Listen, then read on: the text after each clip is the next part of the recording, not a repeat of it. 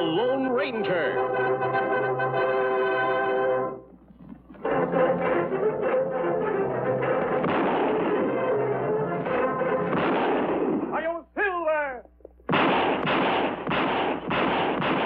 A fiery horse with the speed of light, a cloud of dust, and a hearty Hi-Yo Silver. The Lone Ranger.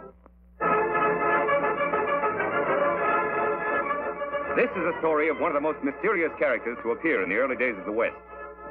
He was a fabulous individual, a man whose presence brought fear to the lawless and hope to those who wanted to make this frontier land their home. He was known as the Lone Ranger. Before his coming, this new land of the West was a wild, unruly territory into which brave American pioneers moved in covered wagons, on horseback, and afoot. Theirs was a rugged existence, for they not only had to settle and build, they had to fight. Here, beyond the reach of law and order, might was right. The best shot was the best man. Born of necessity in this chaotic period of westward expansion, an organization was developed to combat the evil forces of the times. An organization called the Texas Rangers. Ever on the job of maintaining law and order, 6 Texas Rangers ride alertly across a western landscape. All are courageous, straight-shooting men. At their head is a stranger, a half-breed scout, who one day earlier had appeared at a ranger encampment, suffering from a severe wound. There you are, Collins. Nothing to worry about now. Thanks, Captain. I should worry about a wound. I'm lucky to be alive. You're right. Very few people are after those outlaws have struck. Well, they killed everybody at the trading post. Everyone. Mr. Simpson, his wife, the young Indian helper, even old Pete McHenry. That's too bad. How about the outlaws? Any of them get shot? 4 of them were in pretty bad shape. They had to be tied to their horses to ride away. I got 2 of them myself. Too bad you couldn't hit more of them. Which way did they go? They rode up north into the Badlands.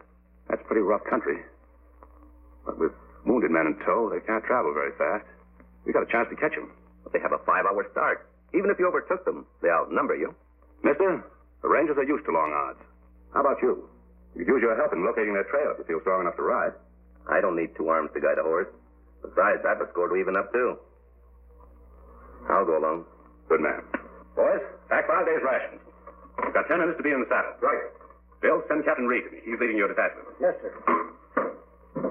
So came the half-breed Collins, who rides with a detachment of Rangers after the most ruthless outlaw band in the West, the notorious Cavendish Gang.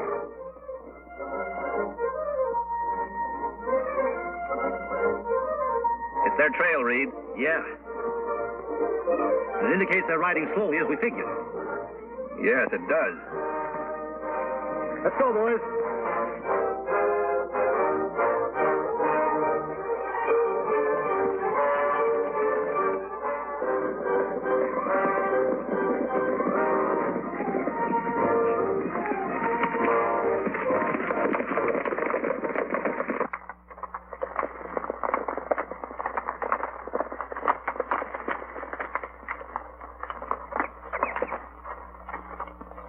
We've gained on them.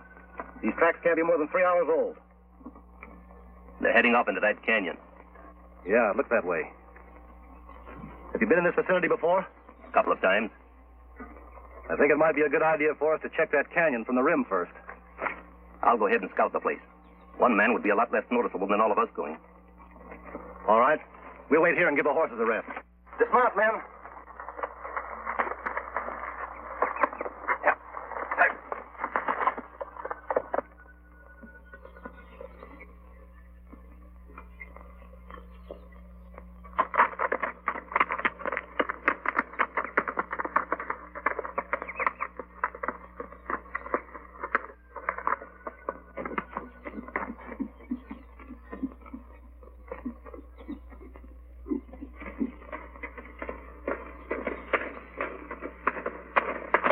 Hold it, mister. Reach. Hello, Whitey. Oh, it's you. The new man, huh? Yeah, it's me. How's the plan going? All right.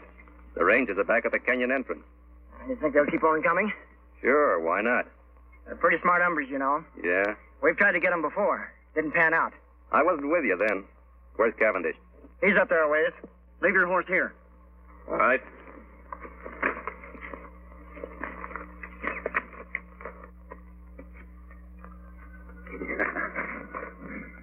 I knew they'd fall for my little trap, Collins. That bullet I put in your arm really convinced them. Yeah, Cavendish. It sure did. We're going to make this something they won't forget. Is the ambush all set? Take a gander over there.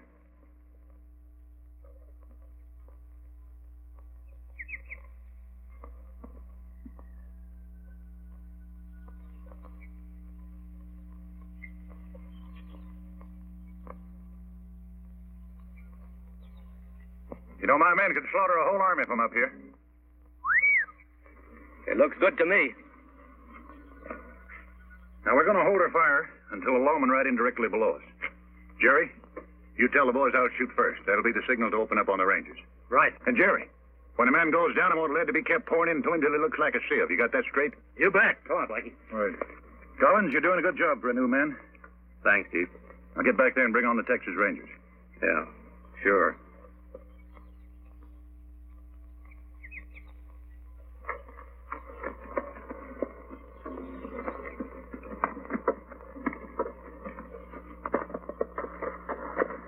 See anything? Yes, but not on the rim. The Cavendish outfit is just leaving the far side of the canyon, about 4 miles off. Are you sure? I saw their dust. Good. Here we go, men.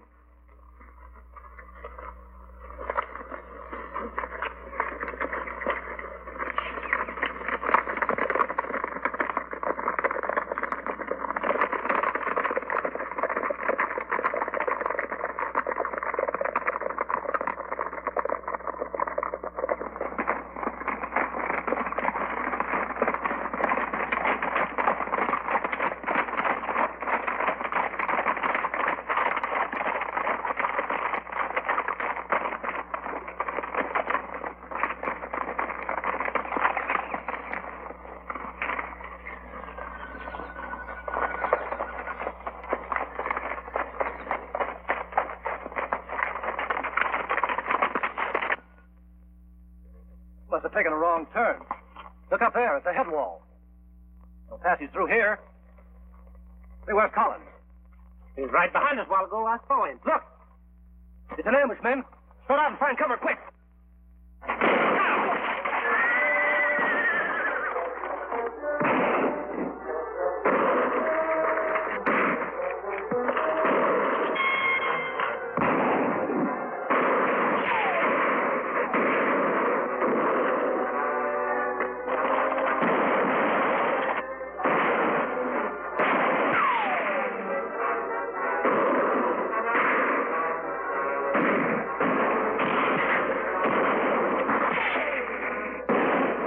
Got a chance, that half-breed traitor Collins.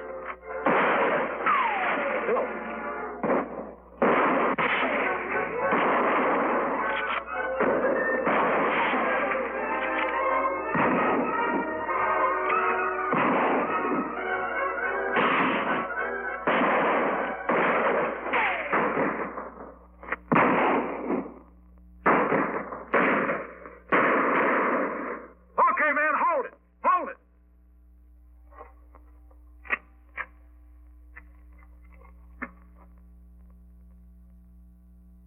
Hey, Collins! Yes, Chief?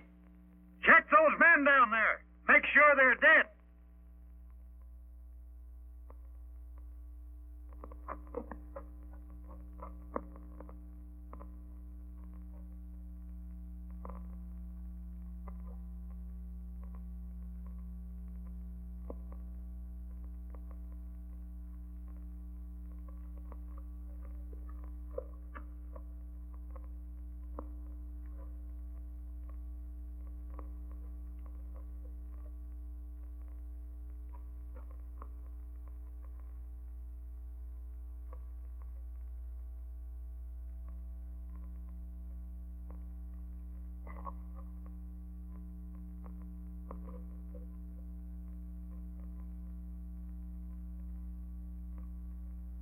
You got 'em all. Good. Go on back to your horse. We'll wait for you up here.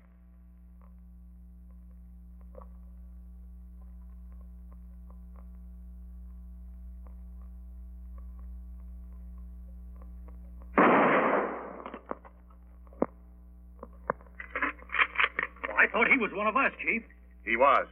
Any man who would betray those Rangers might be just as quick to turn on us, I figured. And no one does that. It's going to be a nice little reminder for anybody who tries to stop me from now on. Yeah. Now, let's get out of here. Got a lot of work to do in Colby.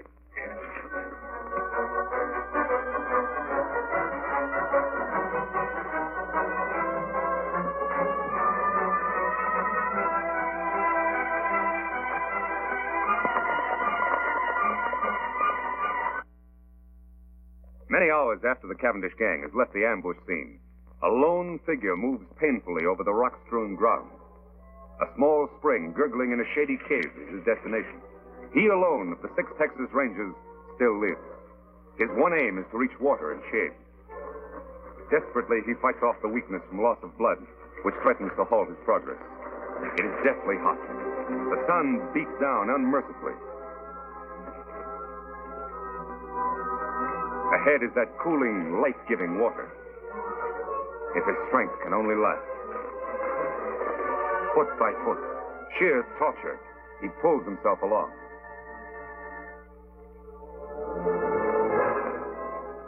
There, out of the hot glare of the sun, only a short distance farther.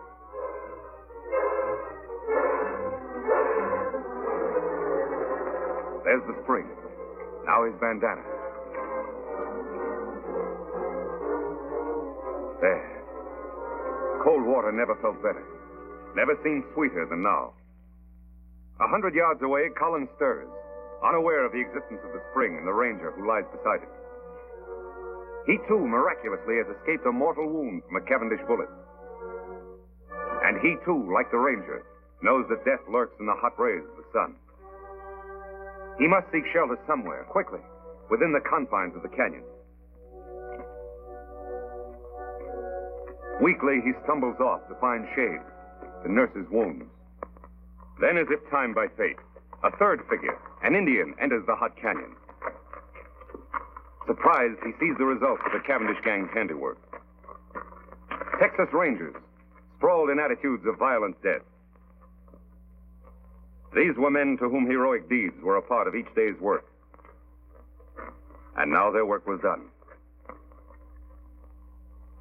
Then, by chance, the native spies the figure lying beside the distant pool. He moves forward.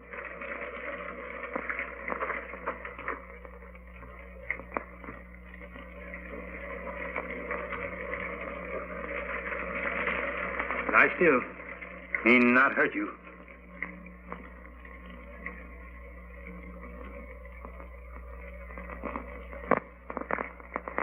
Why, you Kimosabe. Kimosabe? That sounds familiar. That's right, Kimosabe. You trusty scout. Trusty scout? Yes, Ranger. Long time back, when we both young. Me remember time Indian camp burned. Renegade Indians raid settlement when men of tribe away. Kill my mother, my sisters. They leave me for dead. You found me, nursed me back to health. Saved me from dying. When me well, you give me horse to go find my father. Me take horse only when you accept gift. My ring, it may good luck. Me call you Kimosabe. It mean trusty scout. Me never forget you. You remember now? Yes. You're Tonto. That's right. Me Tonto. Now me take care of you. Immediately, the Indian, Tonto, unsaddles his horse and sets up a camp at the entrance of the cave near the pool and the injured man. The ranger's wounds are cleansed and expertly dressed by the Indian, who calls upon all the lore he knows to ease his white friend's suffering. Several days of patient vigil, tender care, and careful feeding bring results. The ranger gradually regains his strength. He is going to live. Tonto, I guess I drifted off again. How long have I been here now? 3 days. How you feel? Still a little weak. The other rangers, Tonto, all dead? One of them, Captain Reed, was my brother. Too bad. Rangers all fine men. We didn't have a chance, Tonto. It was a perfect ambush and double cross. How did you happen to find me? Me hunt here in canyon often. Ride in here on scout over yonder. Find rangers and dead horse. I see. While you sleep, Me bury other rangers over there. Make grave for men. Bring belongings here. That was good of you, Tonto. Them brave men. Yes, they were brave. And they won't be forgotten. I've spent a lot of time thinking. For every one of those men, I'm going to bring 100 lawbreakers to justice. I'll make that Cavendish gang, and every criminal that I can find for that matter, regret the day those rangers were killed. Tonto, from this moment on, I'm going to devote my life to establishing law and order in this new frontier, to make the West a decent place to live. That good. But when Cavendish gang know you escape ambush, you marked man. They hunt you down, many against one. No one is going to know I'm alive. I'm supposed to be dead, and I'm going to stay that way. I'll hide my identity somehow. I'll wear a disguise of some sort. You mean like mask? That's it, Tonto. From now on, I'll wear a mask. Let's see. There ought to be some material here I can use. Here. This. My brother's vest. Belonged to one of the bravest of them all. Me help, Kimosabe. You rest now. All right, Tonto. Thanks.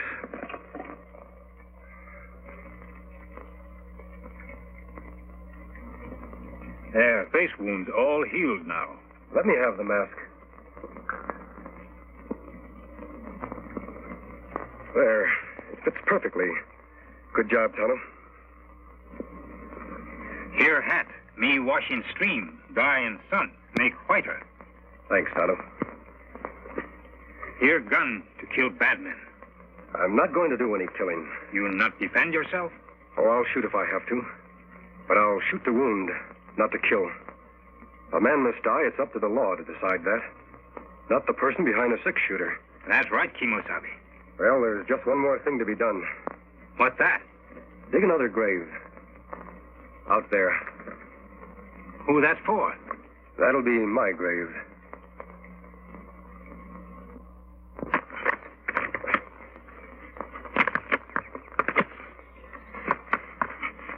There, just like others.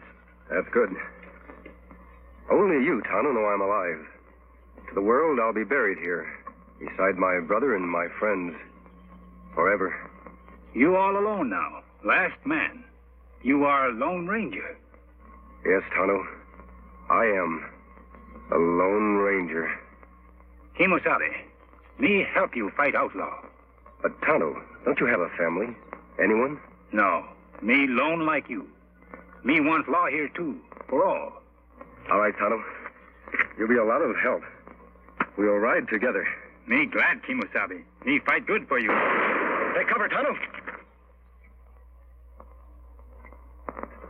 That's Collins, the man that led us into ambush. Why him shoot? Undoubtedly, he's after your horse. Collins must have been deserted by the outlaws. He's probably been making his way to that vantage point for some time now. Why him go there, Kimosabe? He knows the only way to get Scout is to kill us. He is well protected up there. What we do now? I'm going to keep him back under cover while you make a run for Scout. Take Scout into the cave. Collins won't be able to see you from there. Me do. I'll follow Tonto as soon as you're safe. All right, run.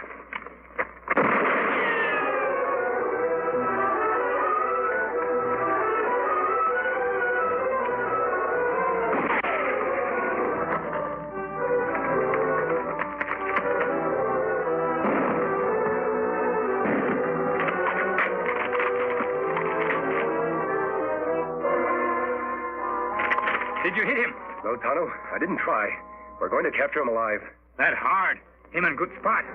Yes, but I have an idea how we can do it. You start up the cliff on that side. First, tie up Scout. I'll try to draw his fire from the other side of the rocks.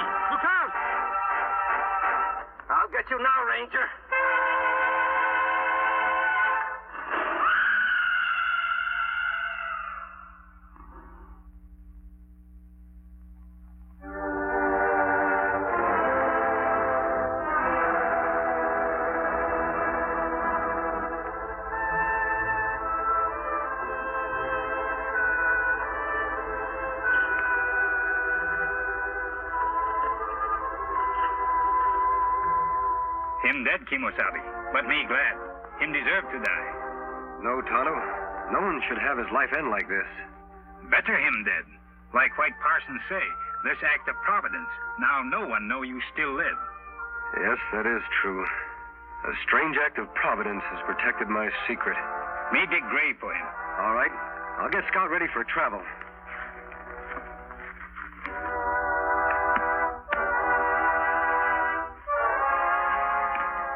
Young fella.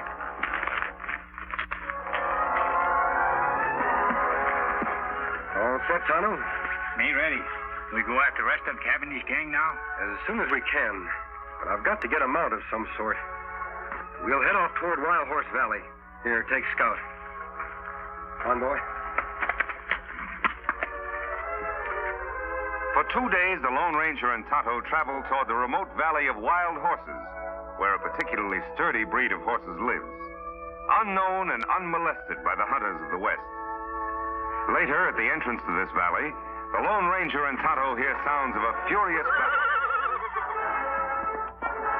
Beyond the rocks in a small glen, they catch a glimpse of a huge buffalo about to gore the life out of a fallen horse.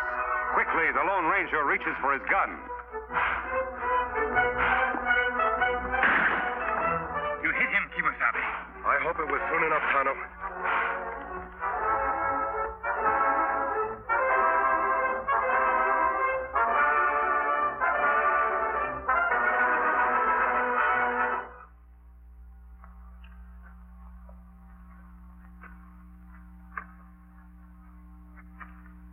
Buffalo dying. Horse look bad. Me shoot him? No, Tonto. I'm going to try to pull him through. Well, old fellow, you're in bad shape. A lot of bumps and bruises. Tonto, get some rags from the supplies and bring the canteen. Me do. So, in an instant, the Lone Ranger has made a momentous decision, for he has recognized the sterling qualities of the animal he has saved. For some time, the masked man in the Indian camp beside the wounded horse, tending his battle hurts and caring for him as best they know how. Now, human hands have done all they can to help nature in healing the animal's wounds. Can the wild stallion rise? Gently, the masked man coaxes the horse. Easy. Easy, big fellow. Come on your feet. Come on, boy. Come on, boy. Easy, big fellow. Easy.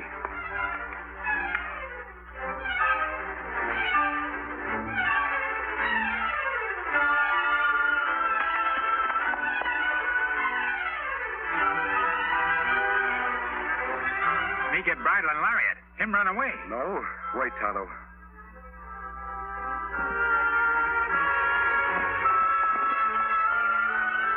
I'd like that horse more than anything in the world. But if he wants to go, he should be free.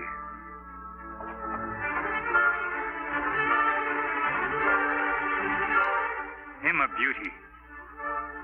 Like mountain with snow. Silver white. Silver. That would be a name for him. Here, Silver. Come back, big fellow. Come on, Silver. Come back, big fellow. Come on, Silver. Me get bridle now. Him come back. No, he wouldn't take a bit. I'll use a hackamore for the time being.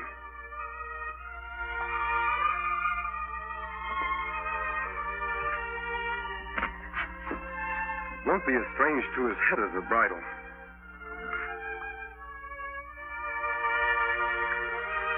There. There, Silver. You only knew how we need you. Ooh. Oh, boy. Oh. Oh. Oh, big fellow. Steady. We're going to do a lot of riding together. We're going to be pals, aren't we, Silver? A few days later, after the horse has recovered his strength, the Lone Ranger tightens the saddle on the back of the white stallion. Quickly, the masked man mounts, and for the first time in his life, Silver bears weight upon his back. Soon, under expert and gentle guidance, the horse quiets and responds quickly to the Lone Ranger's lead.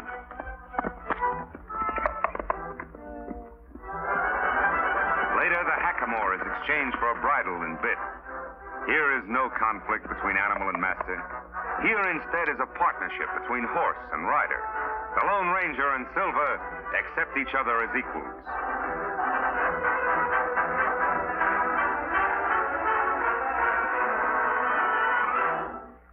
He's a beauty, Tonto.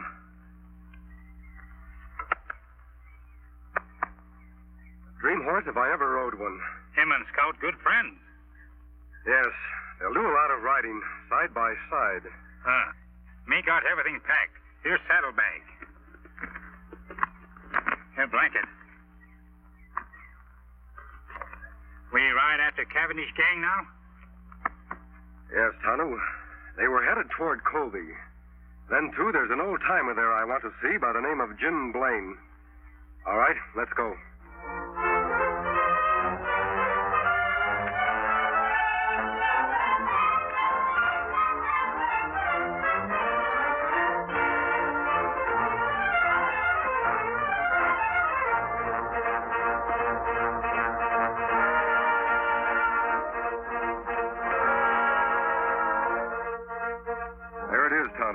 Jim Blaine's place. Look like him got company. We'll wait until the caller leaves before we drop in. It was nice seeing you, Judge. Be seeing you next week, Jim. Look, the side of the house.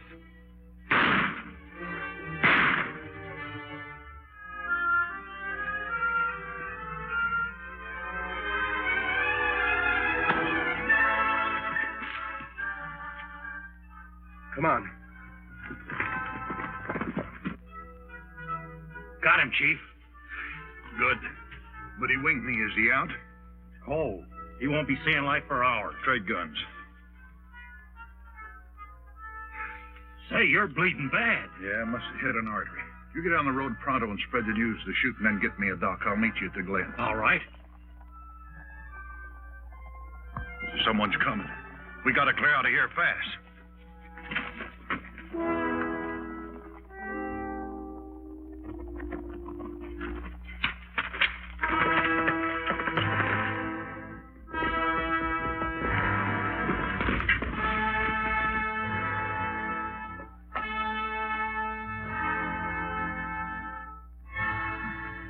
Him dead yonder, Kimosabe. How's Jim?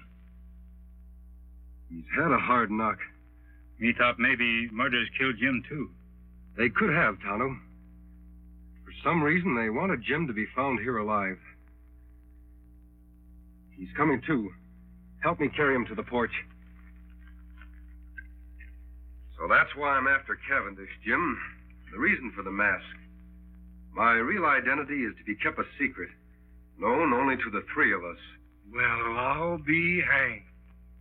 You sure got a job cut out for yourself, Reed. I mean, Lone Ranger. I'll help in any way I can. I was hoping you'd join us, Jim. Live up at our old silver mine. Well, you're mighty kind to an old ex-ranger who used to nurse me, boy. Sure would like to. Never did like living here trying to farm, only... Only what? Well, I can't run out now with the owner of the bank. Poor old Judge Knox lying dead back there. Folks might think that I did it. Why, they might start blaming me for all the rest of the killings that's going on in town. More murders, Jim? Yes, lots of them. First, it was Lem Peters. He owns a newspaper. Then Biff Anderson, postmaster and telegraph man combined. Then Max Strauss, the hotel man. And a couple others, too. Why, it seems everybody important in Colby is getting shot. The sheriff's plumb going crazy. Did you recognize the man who killed the judge? Couldn't mistake him. It was Butch Cavendish. Now, who you said you're after? Cavendish. Must be doing these killings in Colby for a very special reason. Yeah, but why? Most likely he wanted the murders to look like a local affair. I'm certain, Jim, will upset his plans if you're not around to accept the blame for the judge's death. That old silver mine of ours will be a perfect hideout for you. Yes? It would. By cranky, I guess you're right. It would be best if I became scarce around here for a bit. I'll go along with you. That's fine. How's his knee, Tonto? Leg better now. Good. Help me put Jim on Silver's back.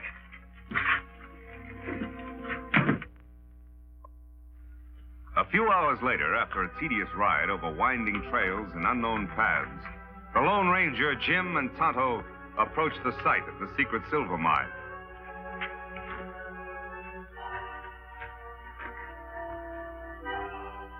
This is it, Tonto. Where mine? Don't say it, do you, Injun? Fooled you just like everybody else.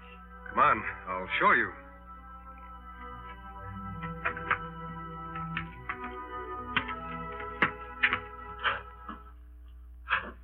Here we are, Tonto. It must have been 10 years ago that my brother, old Jim here, and I discovered the mine and built this shack. 9 years ago this spring. Still no see mine. Over here, Tonto. It's under the bunk. There. Yep, one of the richest veins of silver ever found in these here parts. I never thought I'd care about digging up the ore. That is, until now. Water there, too. That's a spring we were cleaning out when we found the vein. We drained the water to get to the silver ore. Jim, you and I can fix up this place while Tonto goes into town for the sheriff. His name is Taylor, isn't it? Yep, old Two-Gun is still on the job. All right, Kimosabe. When you find the sheriff, tell him you know where Jim Blaine is. He'll come with you. That's good. Me go now. The shack seems to be in pretty good shape. I'll be as snug as a bug. All I want out of this place is enough silver for some immediate needs. Other than that, all you can dig is yours. Oh, now I couldn't. You're entitled to it, Jim. You'll have to do all the work. You know, I could refine a little ore right here. That's just what I want you to do, Jim. Then in the future, whenever Tonto and I come back here, we can get the pure metal for money and bullets. Bullets? Yes. I want some of the ore cast into silver bullets. Thunderation, what's the matter with lead bullets? They'll kill just as well as... You forget I told you I vowed never to shoot to kill. Silver bullets will serve as sort of a symbol. Tonto suggested the idea. Symbol? Of what? A symbol which means justice by law. I want it to become known to all who see the silver bullets that I live and fight only to see the eventual defeat and the proper punishment by law of every criminal in the West. By criminy, I think you've got something there. And I'll mold you all the silver bullets you want, Ranger. But from what I know about this here country, there'll be an awful lot of silver shot up before you're through. I hope not, Jim. We have a lot of metal here for that purpose, if we need it.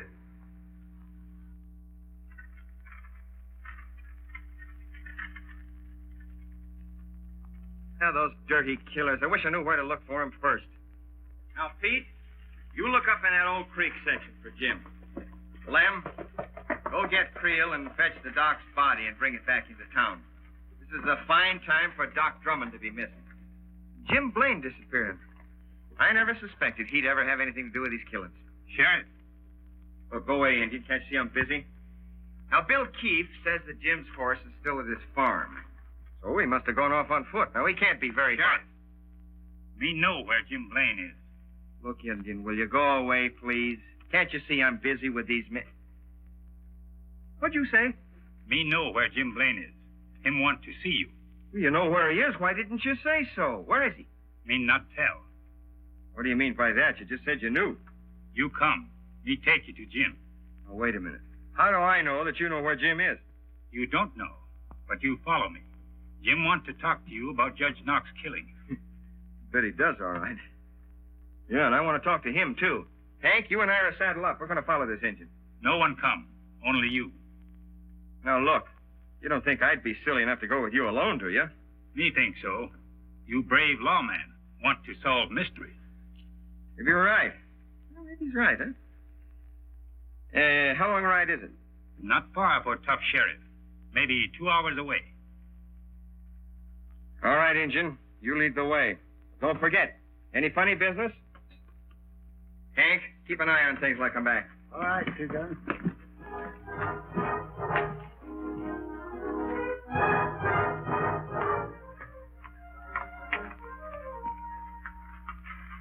Just a minute, stranger. Down the gun, Sheriff. I can explain. Howdy, Two Gun. Jim, what the Sam Hill's going on here? Who are these people? Who's this masked man? What about Judge Knox shooting? Somebody's got a heap of explaining to do. And after the killers knocked me out and changed guns with me, my friend and his Indian pal brought me here. It's a very interesting story, Jim. What's more interesting, maybe, is that you've convinced me the masked man here is fighting on the right side of the law. I'm glad you're convinced, Sheriff. So Butch Cavendish is the judge's murderer, huh? Yep. And right now he's somewhere in this here vicinity, wounded, with my bullet in it. Wounded, huh? Say, maybe that explains something. Well, Doc Drummond's the only doc in these parts, and he's missing.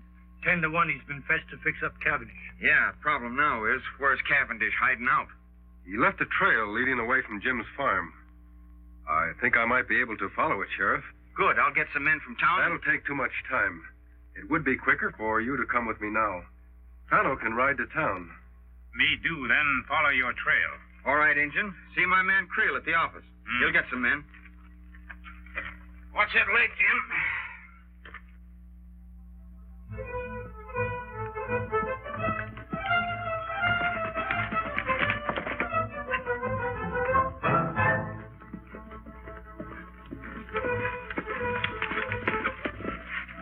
Look here.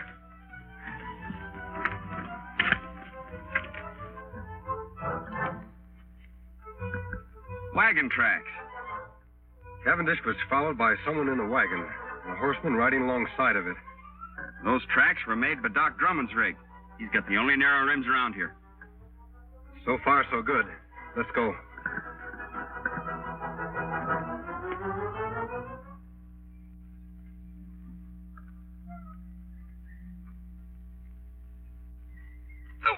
Doc, take it easy.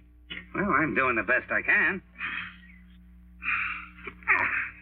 There, yes. All right, get on with the bandaging. I'm in a hurry. What's the matter? You scared of something? Like maybe the sheriff will find us? Why should I be? I'm getting rid of him just like I did everybody else of importance in Colby. You mean to say that you're responsible for all those murders that have happened in the last week? Sure. Might as well let you know. You see, Doc, all the men that have stepped into their vacated positions belong to my organization. It's taken a lot of planning, but we're just about set. I'm taking over Colby. Well, why are you telling me this? I'm going to be needing Sawbones in my organization, and I've just decided you're going to be him. Like blazes I am. I'd die before I'd help a pack of coyotes like... What was that? Gone, nag. Think they heard us. Somebody over there. Give me that gun. I'll cover the dock. You boys get over there and find out. Here they come. Take cover.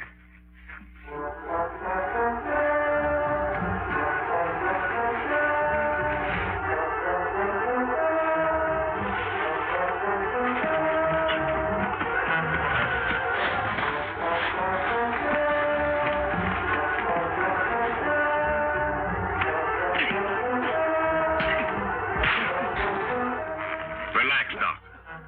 Whatever's going on out there, my man will take care of it.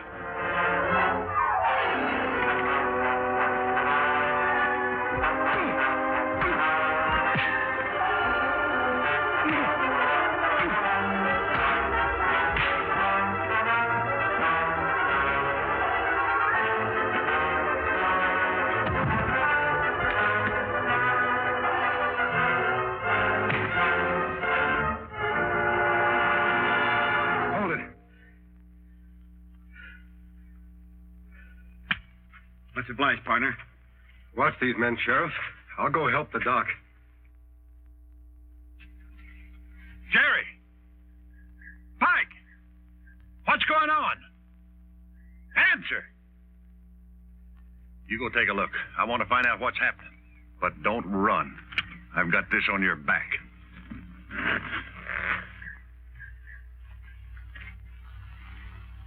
Cavendish, drop that gun. All right, Sheriff. Bring in the others.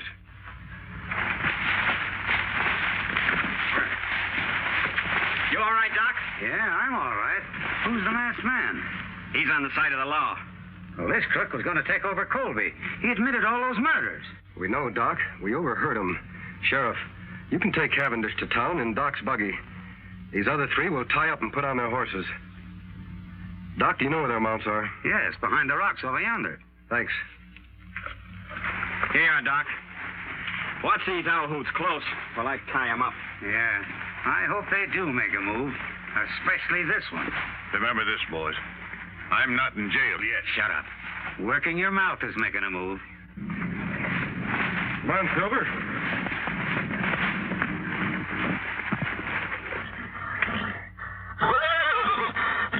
Silver. What's wrong, Silver?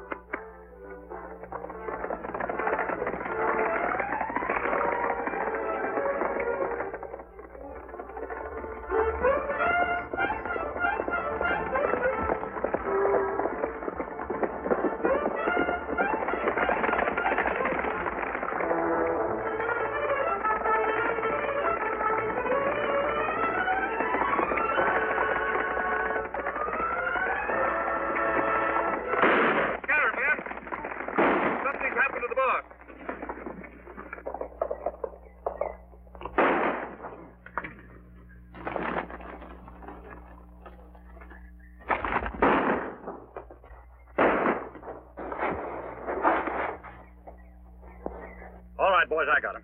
Get him high, Sheriff. Come on in, men. It's me, Cavendish. The shooting's over. Looks like we got here just in time, boss. You did. Tie these men up. What goes on? I got winged after I shot Judge Knox. The Sawbones there was treating me when the sheriff and the masked man took things over. Is that the hombre we seen ride off on the white horse? Yeah, which way did he go? Up the draw. You're all tied up, boss.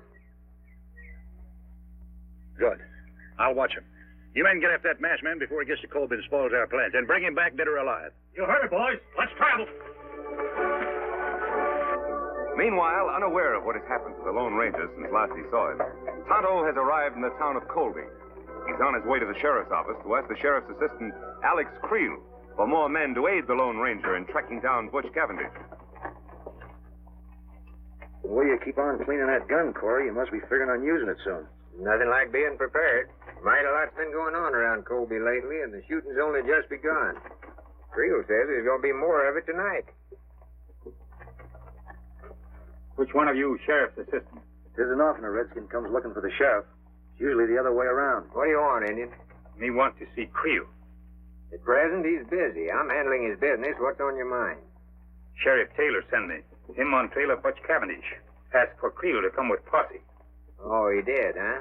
You're lying, Indian. Everybody around here knows that Cavendish gang is nowhere around here. That's not so. I see Cavendish myself. You come. I'll show you a trail. Will you listen to the redskin ordering us around? I don't know what your game is, Indian, but if Sheriff Taylor really sent you, you'd have some kind of proof. You follow Tonto. You have plenty proof. Seems to me this redskin's getting a little ornery, Corey. Should I throw him in jail? No, let him go. Don't come nosing around here again, or you won't get off so easy. Creel left orders not to lead a posse anywhere. Say, Corey, do you think he was on the level about the sheriff being on Cavendish's trail? Of course he was on the level. Why do you think I was trying to protect Cavendish? With all of our plans set for tonight, we can't let the sheriff mess things up. But if that Injun gets back to the sheriff and tells him that Creel would... He's not going to get back to the sheriff, because you're going to see that he doesn't. Savvy? Oh, I savvy. You got nothing to worry about.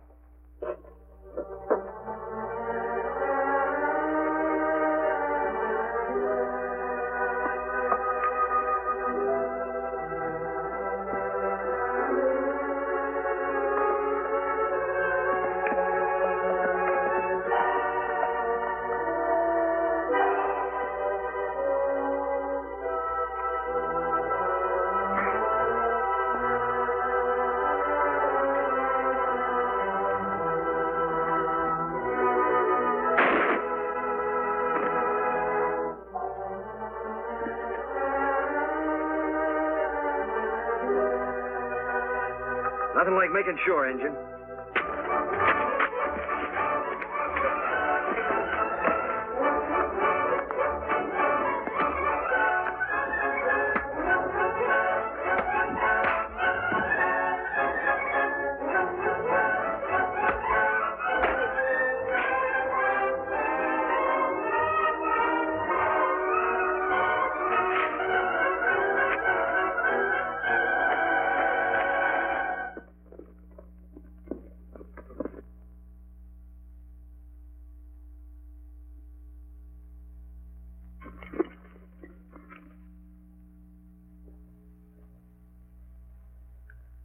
Tonto, Silver.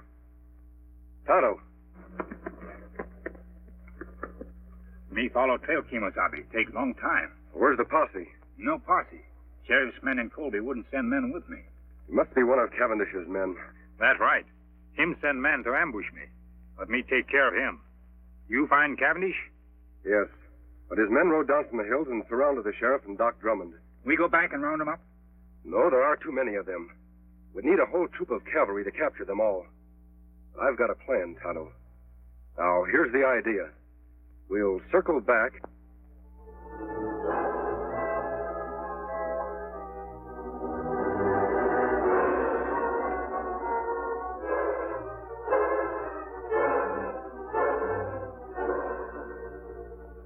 That's Cavendish's horse. He must still be here. The rest of his men are out looking for me. Where Doc and Sheriff? Over in the glen behind the brush. Come on, Tonto.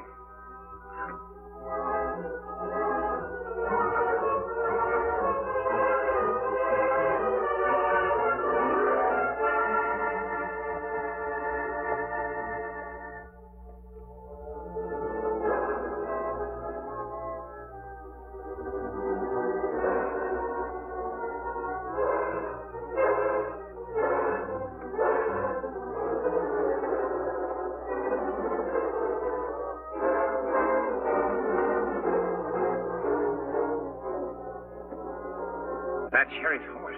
Yes, Tonto. He still must be here with the doc. I imagine that Cavendish is watching our friends until his men return. We'll sneak up to the glen. If Cavendish is there, I'll want to surprise him. Then you know what to do. A hoot owl. Me understand. We'll leave our horses here.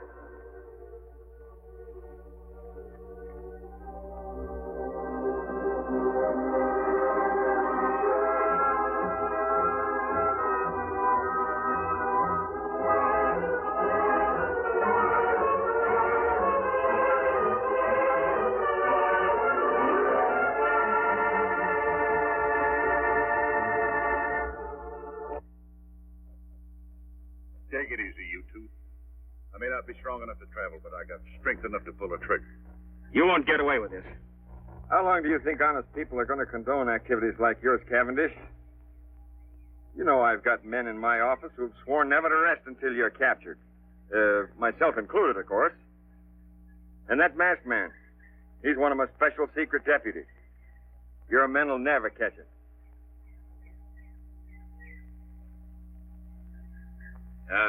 You know, Cavendish, the doc here and I and the masked man, we know a lot more about you than you think we do. Why, there's handbills on you all over this territory, pasted on every rock and every tree. You'll never get out of here. And another thing.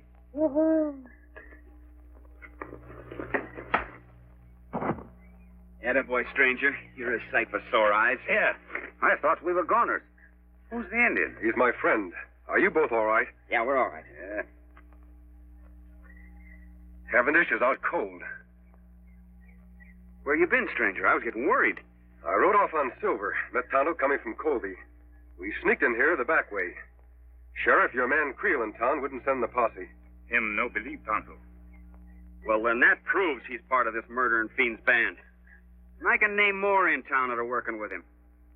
Well, anyway, we got Cavendish. We can load him in Doc's rig and take him on into town. Wait a minute, Sheriff. I want to capture more of the gang than just Cavendish. He's the leader. With help, we can capture him and his entire band when they return. Take too long to get help from Colby. They'll all get away. There's help much closer than town, Sheriff. Tonto said he saw a cavalry detachment passing a short distance off. We'll get their help.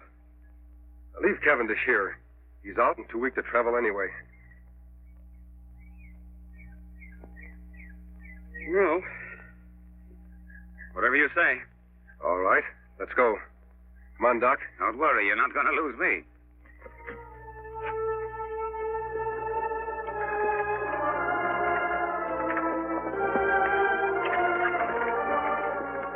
Which way to the cavalry, mister?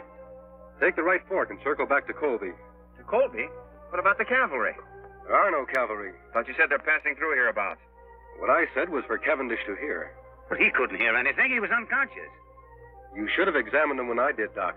He was faking. Well, if there's no cavalry, just what in tarnation you aiming to do? I'm trying to delay Cavendish's plan, Sheriff, to gain time. We have a lot to do tonight in Colby. All right, Doc, let's get on with it. All right.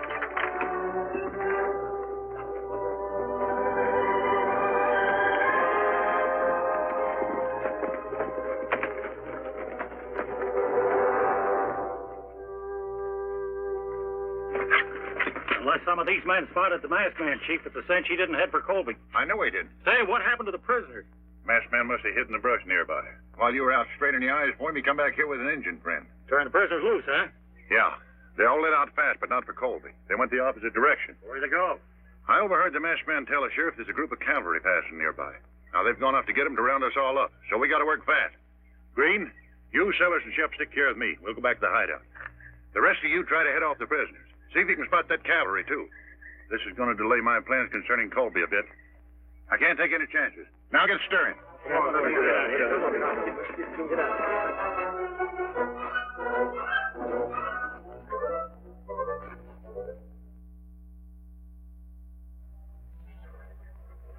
I sure hope Creel didn't see us come in here. The sheriff's office is practically next door to mine, and I noticed the lights were still on. That's all for the good, Doc. It will give Tonto a chance to sneak over there and see if anyone else is in the office with Creel. While he's gone, we can make up that list of the names of the people we want to surprise. Me go now, Kimosabe. Be careful, Tonto. Remember, Creel is one of Cavendish's men. You know what happened the last time you tried to see him. Me be plenty careful. You make list ready. Tonto be back fast. Are we sure that we hid your horses and my wagon far enough out of town? If anybody gets wind we're here, there'll be trouble. If we act fast enough, nobody will have time to stop us. All right, Sheriff. Write down the names of the new men in town. The ones who've been taking over all the top jobs. Well, first of all, there's Creel, of course. Put his name at the head of the list. If we take the jail first, we'll have a place to lock up all the others. Then there's Keeler. He took over the bank as soon as the judge was murdered. Keeler. Yes, old Jim told me about him. Yeah, and what about Ince? He was put in charge of the telegraph office mighty sudden.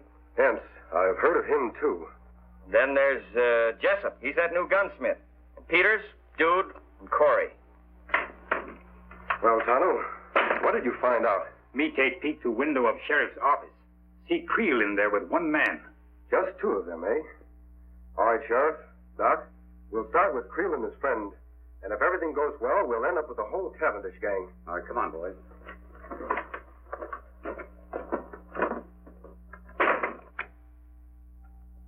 I wonder what's keeping Cavendish. Sure getting to be late enough. Oh, I don't know, Creel. Maybe him and the boys were held up. Probably just sent us a message or something.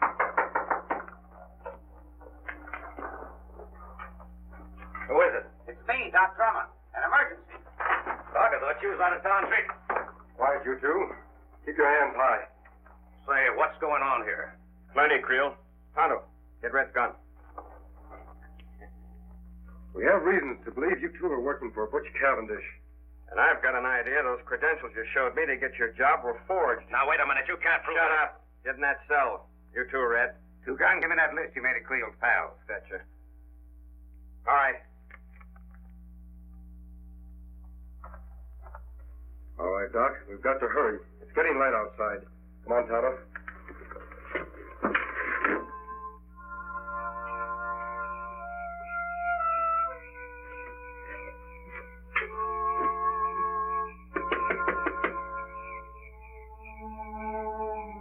Who's there? It's Doc Drummond.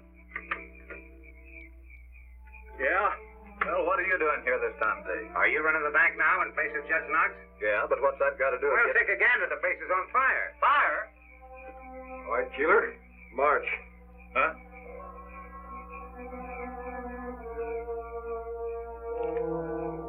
Keeler, check. 1 down and 7 to go.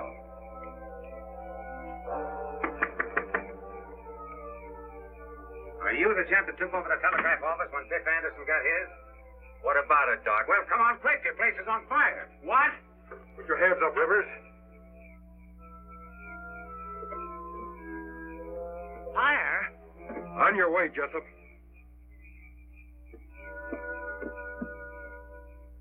No trace of the masked man and his friends, huh? No, we spent the whole night looking. What about the cavalry? Must have gone through here awful fast, Chief. Nary a sign of them now. Good. Then there's nothing to stop us from moving into Colby right now. Right. Let's go.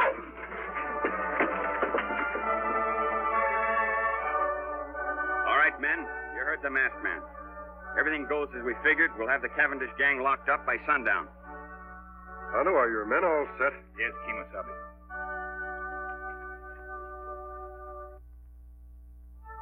Here they come. All right, boys. Let's go get them. What, Silver?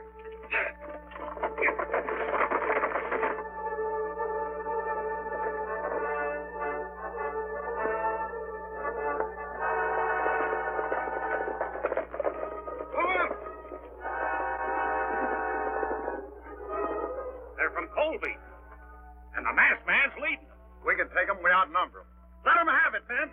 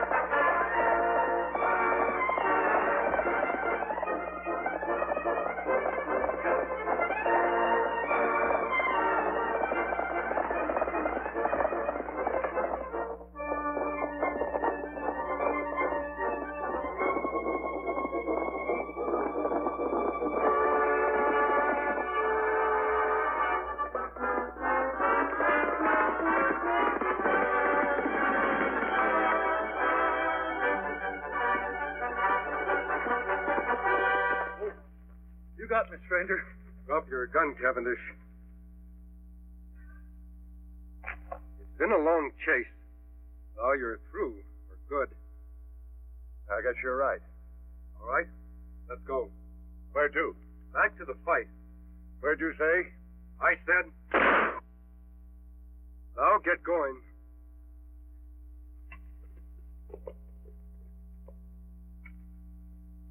Name. Take it easy. Put him in one. Name. Shorty Bush. Finally got you, huh? Put him in two. Let's go. I'm going. Name. Dick Lambert. One. I want to tell you that the whole town of Colby is proud of you two guns. Well, I appreciate that a lot, Jim, but we had very little. Jim, come now, Sheriff. Here he is, Sheriff. Hello, Cavendish. Didn't think you'd catch him, partner.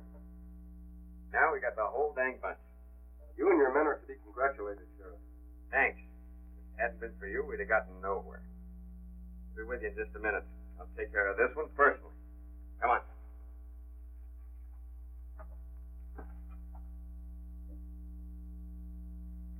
Easy, Silver.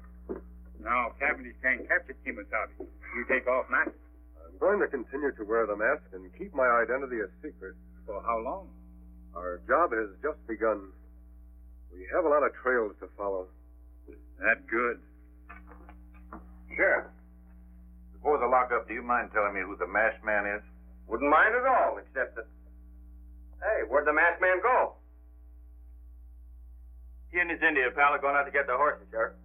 Well, guess he isn't one to stick around for a party. Well, who is he? I don't rightly know his real name, but I've heard him called the Lone Ranger.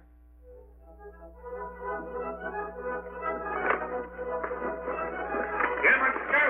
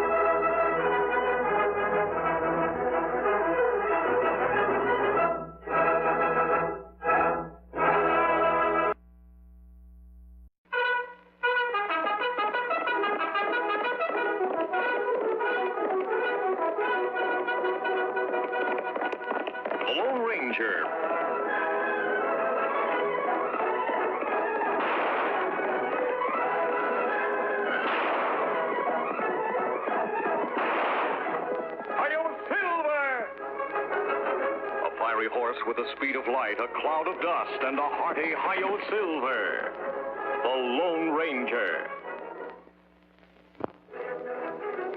Hi-Yo Silver! Away!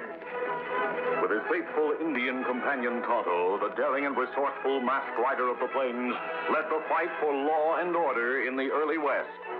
Return with us now to those thrilling days of yesteryear. The Lone Ranger rides again. Only in Boone County does Wells Fargo have a perfect record of no successful holdups. And that's because the Stage Line franchise there is held by one of the most remarkable women of the Old West, Cannonball McKay. Here, get along there.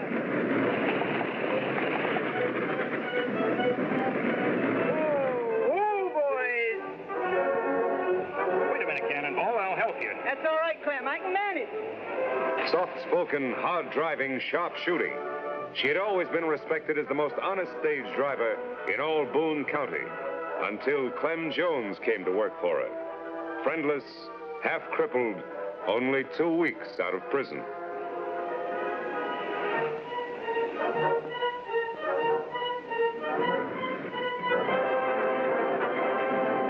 Why has Cannonball just taken him in as her assistant?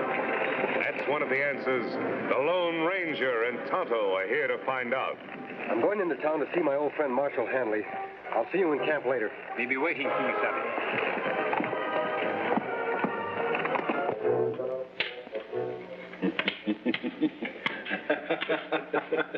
Got you that time. You sure did. Come on in. Howdy, Marshal. Jim, he's masked. Sure, he's masked. This is the Lone Ranger. Meet Doc Tate. Glad to know you, Doctor. Well, what brings you here? I'm curious about Cannonball McKay and Clem Jones. Reckon nobody knows much about them, friend. Not even me. And I'm Clem's doctor. Oh? Something wrong with him? Poor old fella has a bad arm. Heard it years ago in that stagecoach holdup that sent him to jail. I see. But if Cannonball's as honest as they say, why should she take in an ex-convict as a partner? That's something we'd all like to know, but Cannonball won't talk. Marshal, I'd like a closer look at those two. That's easy enough arranged. The stage is due in any minute now. Come along. Fine.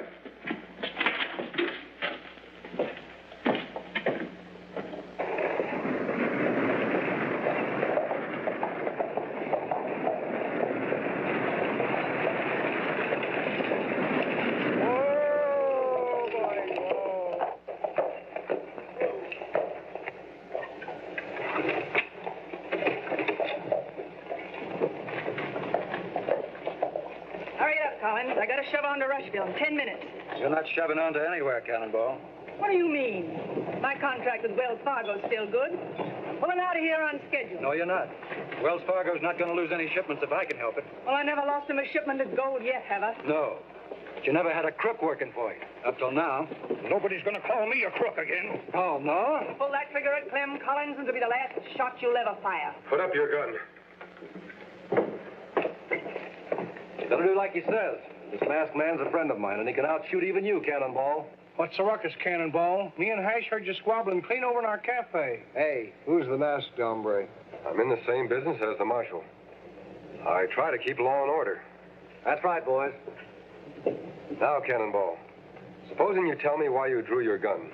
I had to, mister. This varmint was calling my helper a crook. Everybody knows he just did 10 years in the pen for holding up a stagecoach. Look, Collins, I hire who I want. Clem's a friend of mine. He's served his time, and I know he's reformed. Hasn't he been punished enough?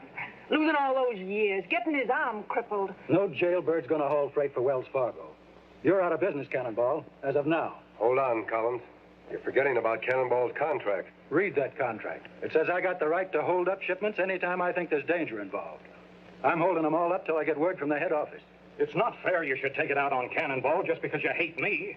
If it weren't for this arm, I'd rip the hide off of you. Come on, Clem. I'll see you after a while, Marshal. I have some business to take care of. Doc, you look worried. I sure hope Cannonball's right about Clem's reforming. What do you mean? I'm thinking of that monthly gold shipment in the Wells Fargo office. With the stage not running, it stays right there, with no one to guard it but Collins. Sure could be mighty tempting to an old hold-up man like Clem. Well, don't worry about it. If Clem starts acting up, I think the Lone Ranger and I can handle him all right. I'll see you later.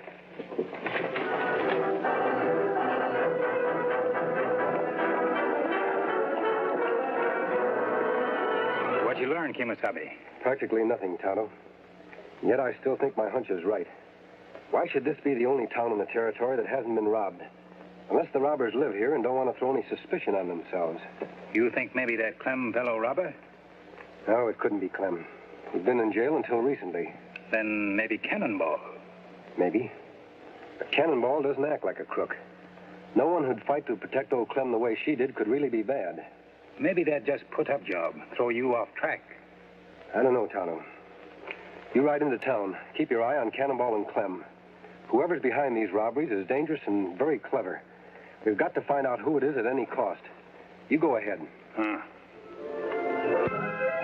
Clem! Oh, Clem! Hi, Doc. Want me for something? Just thought you might like to earn $10. I got to get this letter to Rushville right away, and with the stage not running, there's no way to send it. $10? I didn't think there was anyone in this town who'd trust me with that much money.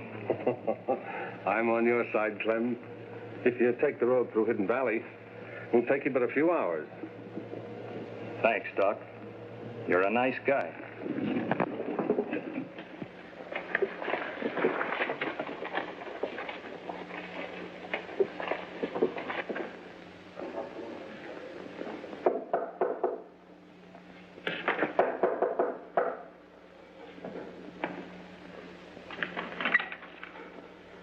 What do you want, Doc? The office is closed today. Heard you were took sick, so I came right over. What is this? Who told you that? I'm feeling fine. You won't be for long. Wait a minute. I don't get it. Open that safe, quick. You mean you're the one that's been pulling all them holdups? Who else would be smart enough to? You heard what he said. Open the safe. Sure. Anything to say?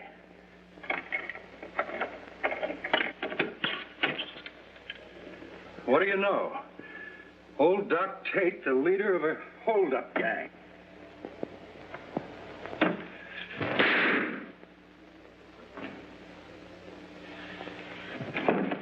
Quick, Ash. On your horse. Now we got you dressed like Clem. Try to act like him. Remember, you got a stiff arm. Just like you say, Doc. Be sure the marshal sees you heading for Hidden Valley. That's where I sent Clem.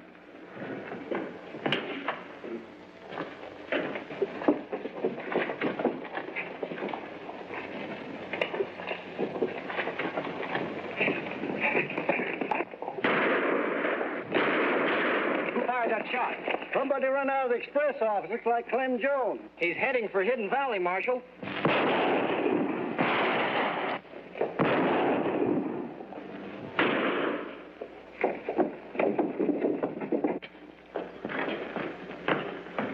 It's Collins, Marshal. He's dead. He got away with all the gold. Let's go after him, and he can't get far.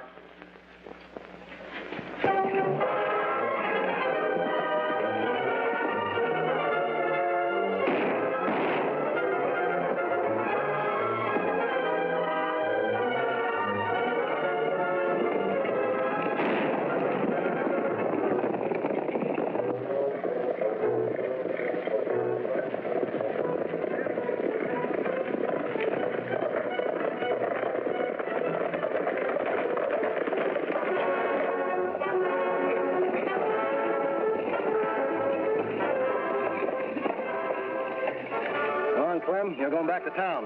What for? I didn't do anything. I was... There's your voice. We're holding you for the murder of Jim Collins. Murder? That's right. We'll have a chance to explain back at the Wells Fargo office. Get going.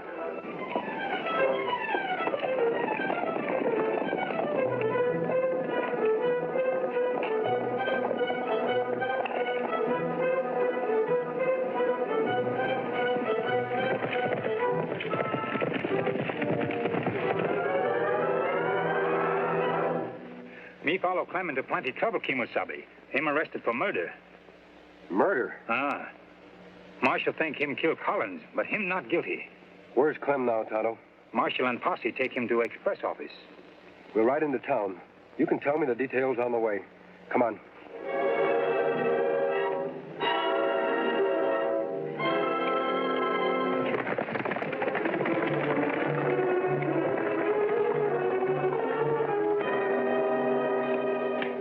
Over there, Clem. Sit down. All right, where's the gold? What gold? The gold you stole from this office just a little while ago. I didn't steal any gold. No, and I don't suppose you killed Collins either. But I wasn't here. Don't lie, Clem.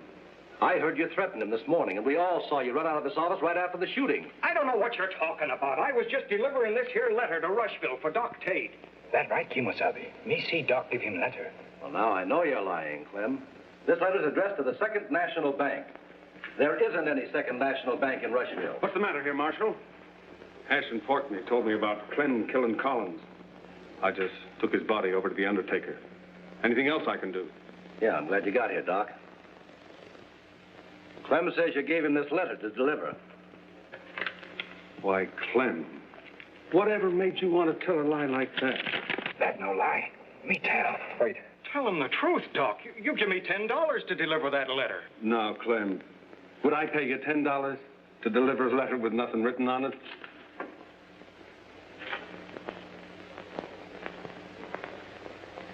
So that's it. You framed me so you could steal the gold yourself. Well, I'll get you. Let's put a rope around his neck, Marshal. Yeah, that'll make him tell us where the gold's hid. Hold it. You're not putting any rope around Clem's neck. Come as soon as I heard you were arrested, Clem. I know you never killed Collins. That isn't what the evidence says, Cannonball, and I'm taking him to jail. When everybody's already made up their mind he's guilty, he won't be safe there a minute. Don't worry, I'm not aiming to keep him there. It's too late to leave now, but you hitch up your stage in the morning and we'll drive him to Rushville. That way, he'll get a fair trial. All right, Marshal. But if anyone harms Clem, you'll have me to reckon with. I'm locking my prisoner up, and I don't want any trouble.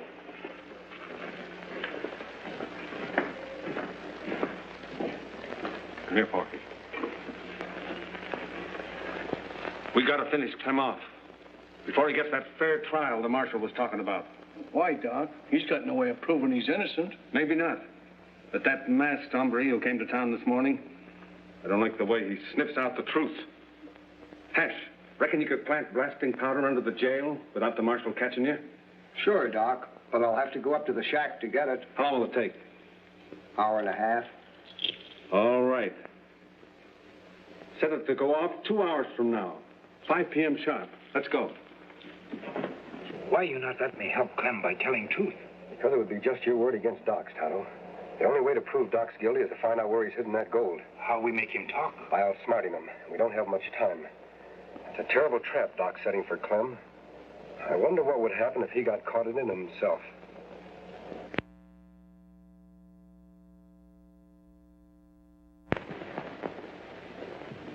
That's a deadly weapon, Cannonball. What do you want? Same thing you do, to help Clem. Cannonball, the men who framed Clem are planning to kill him before we can prove he's innocent. I figured as much. That's why I'm loading this. Do you think that's the best way? It's the only way. Those hombres don't care nothing about law and order, but they got a lot of respect for lead when it's coming at them. You won't solve anything by stooping to their methods. What am I supposed to do then? Wait till they murder Clem, like they did Collins? I have a plan I think will prevent that. I'm on my way to see Doc Tate now. Do you suppose you could persuade Porky Wade to be at the marshal's office right away? I reckon so. Why? Because he and Doc think Hash is going to blow the jail up at 5 o'clock. Now, what they don't know is this. My friend Tonto will be under the jail, not Hash. What's the trouble, Marshal? The masked man said you wanted to see me right away. Oh, yes. Sit down, Doc. We just wanted to ask you a few questions. Get in there. Porky. What's the meaning of this, Marshal? Forcing law-abiding citizens to come here at the point of a gun. From what the Lone Ranger's been telling me, I'm not sure anymore just who is law-abiding and who isn't. If you're not, Marshal, you're the only man in town who's confused. Now, what about those questions you wanted to ask me? Sure, Doc, right away. Just let me fill out this report first. Nothing like taking plenty of time and doing things right, is there?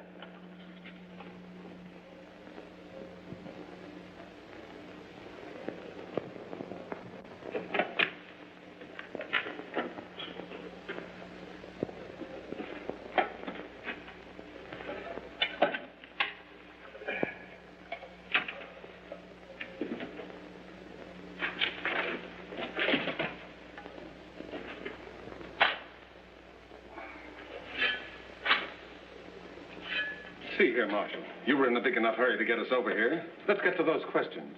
Yes, sorry to keep you waiting. Suppose you do the asking. There are just 2 questions. Who murdered Collins and where's the gold hidden? Seems to me Clem's the one to answer that. No, Doc.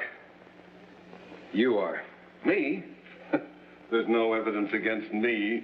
Maybe not. But I have reasons to believe you're guilty. I'm going to prove it if we have to stay here and question you all night. All night? Why so interested in the clock, Porky? You've been watching this for the last 20 minutes. No reason. Doc, what I want to know is this. You're not moving. What is this, Injun? Put up hands. Sure.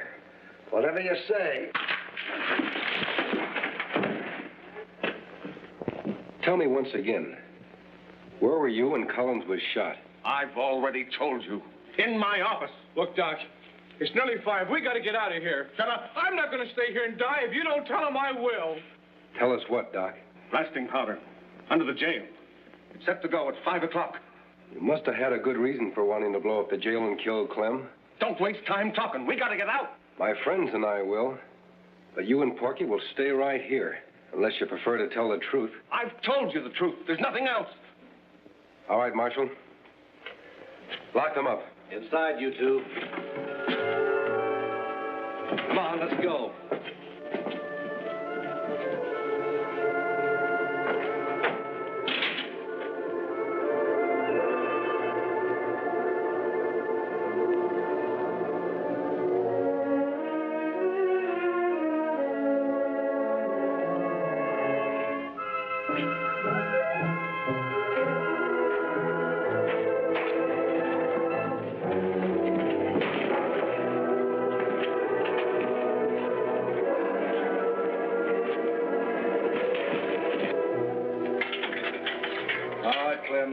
Come on out.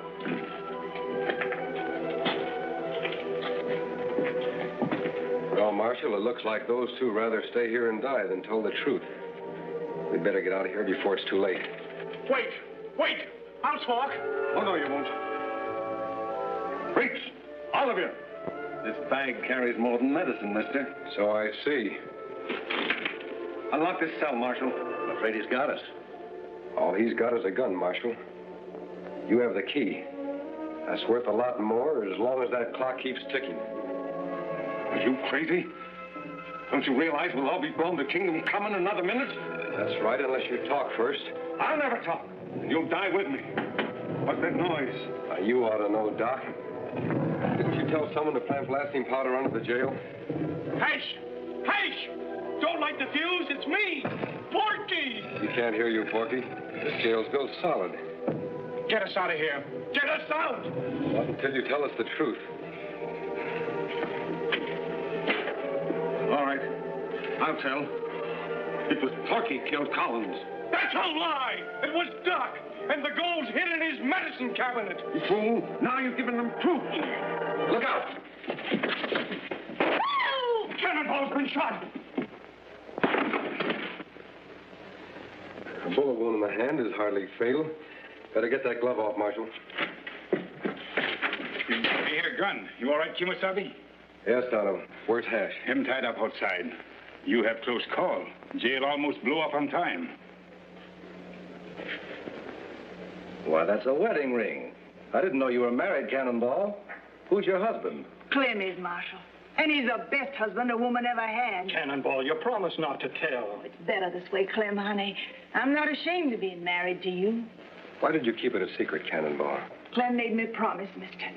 He said that I'd be hurt bad enough having him work for me. He said if the folks here knew I was married to him, they'd never have nothing to do with me again. That was foolish of you, Clem. If Cannonball's friends turned against her because of you, why, they wouldn't be worth having. I reckon you're right, friend. You hurry up and get well, Cannonball, and then we'll face them all together. I think you'll find out from now on that most of them will be on your side.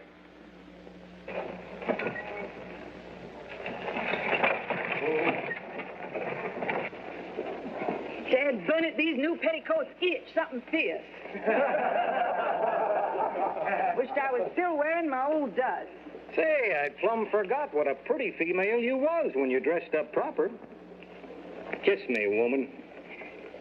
In front of all them horses? What do you think I am, a sissy? If anybody deserves a kiss, it's those two. Tonto and the Lone Ranger.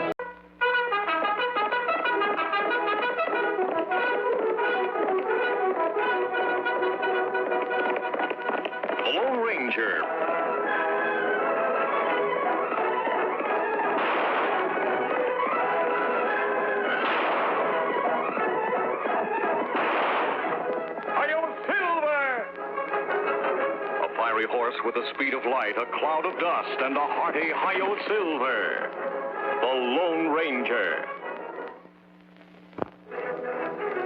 Hi-Yo Silver, away! With his faithful Indian companion Tonto, the daring and resourceful masked rider of the plains, led the fight for law and order in the early West. Return with us now to those thrilling days of yesteryear. The Lone Ranger rides again.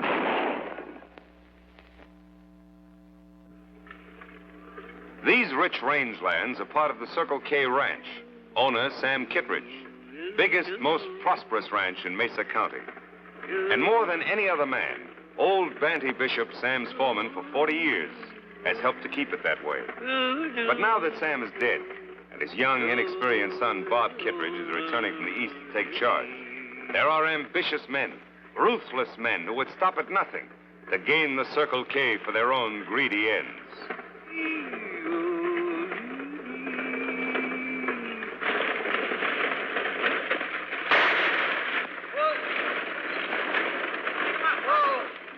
Why, you dad-blasted varmints, I'll give you your money's worth of trouble.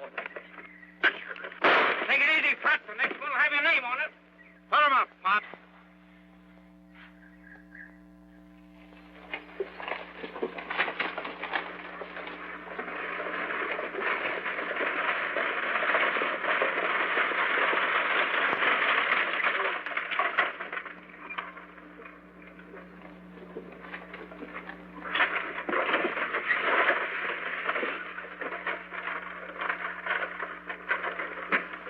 Well, it was nice meeting you, Mr. Devers, and thanks for all the advice. I've been living in the East so long, I feel like a regular tenderfoot. You'll learn fast, Mr. Kittredge. Like I said, if you ever need a good foreman, just ask for Red Devers. Well, thanks, but I'm afraid the Circle K could never get along with that old Banty Bishop. Wonder where he is. He was supposed to meet me here. Oh, here he comes.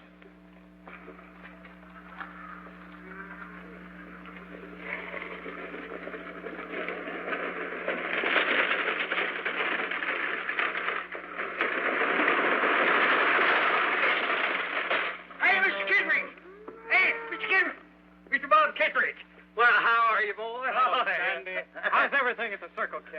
Well, sir, it's all snarled up, Mr. Bob. That's why I'm late. We got to form a posse. Posse? What's wrong? Because I was held up by some white-livered, chicken-hearted, sneak-thieving bandits, and they got away with the ranch payroll. I don't mean to butt in, mister, but this old geezer's lying to you. Me and my partner both seen him this morning burying something in the sand behind your barn. Looked an awful lot like a chest to us. Why, you ornery critter, he's lying to you, Mr. Bob. I ain't never buried no chest. Of course he didn't. Bandy wouldn't steal money from me. It's easy enough to find out who's lying. Just go dig behind your barn. Maybe you should, Mr. Kittredge. In all fairness to Banty here, he looks like an honest man. He should be given a chance to prove it.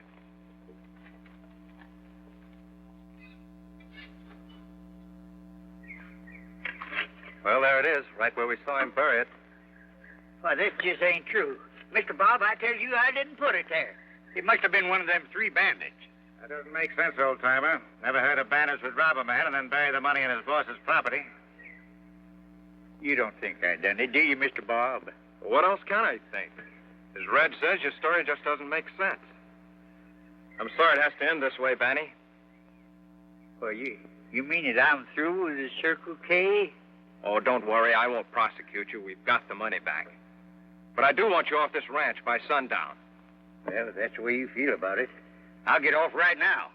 But I want to tell you something, son. You ain't the Kittredge that your pa was. If you was, well, you know there's some trick to this.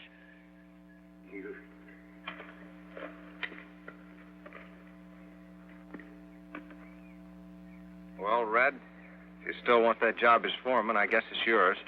Thanks, Mr. Kittredge. You won't be sorry. Well, come on over to the ranch house, Red, and I'll sign you up. All right, Mr. Kittredge.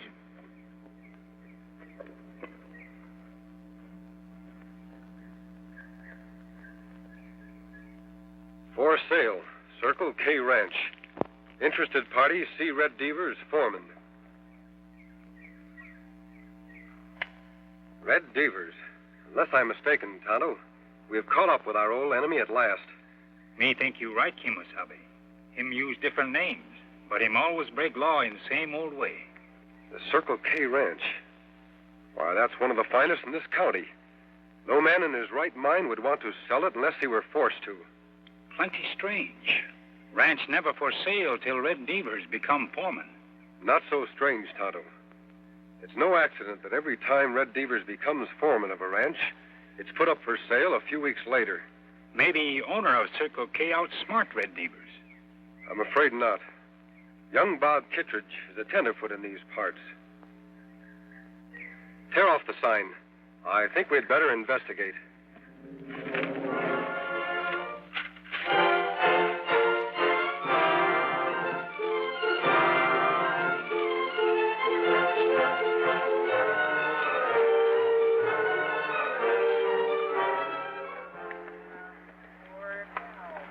Oh, Silver. Oh, Scout. We camp here, Kemosabe? Oh, Tonto, I think I heard something. Listen. Sound come from over there. We'd better take a look. On, Silver.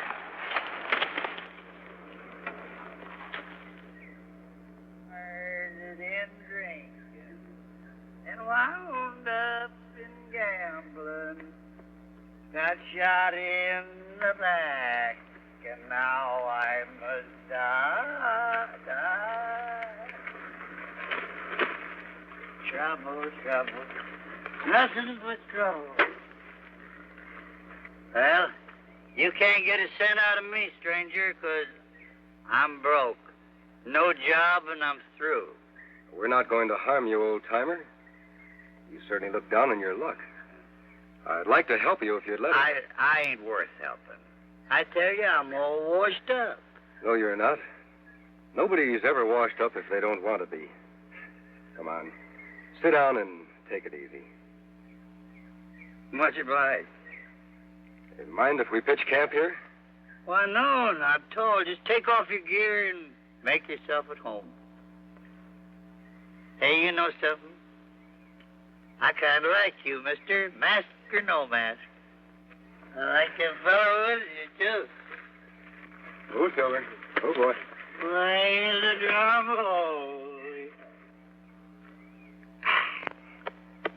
Feeling better, old-timer?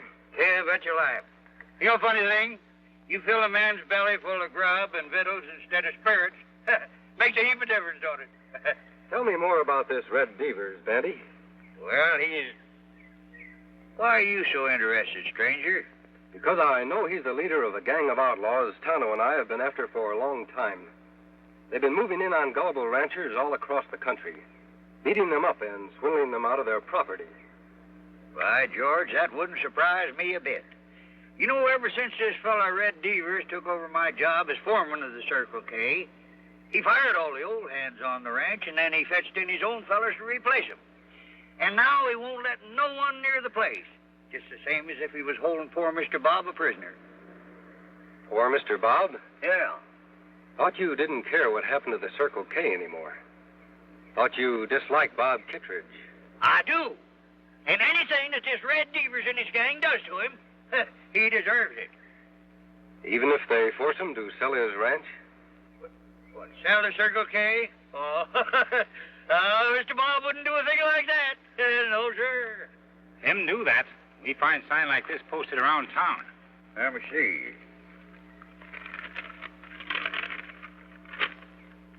For sale, Circle K Ranch. Interested parties see Red Devers, foreman. Well, what are we going to do? Why, it just wouldn't be right for anyone else to own that there Circle K Ranch except the Kittredge. Now, nobody welcome there but ranch buyers, me find out. In that case, we'll just have to get interested in buying a ranch.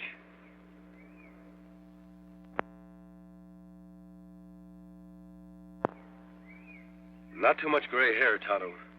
This disguise has got to look good enough to fool everybody. When me finish, Kemosabe, even old Banty not recognize you. Just so Devers doesn't recognize me. That's what counts.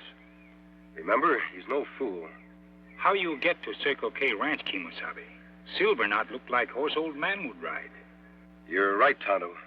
I'll need a wagon of some kind. Something to fit this disguise. I'll have to wear some other clothes. Me ride into town. Get them for you. Tonto, Be sure that you don't arouse any suspicion. There, me finish. Lone Ranger all hidden.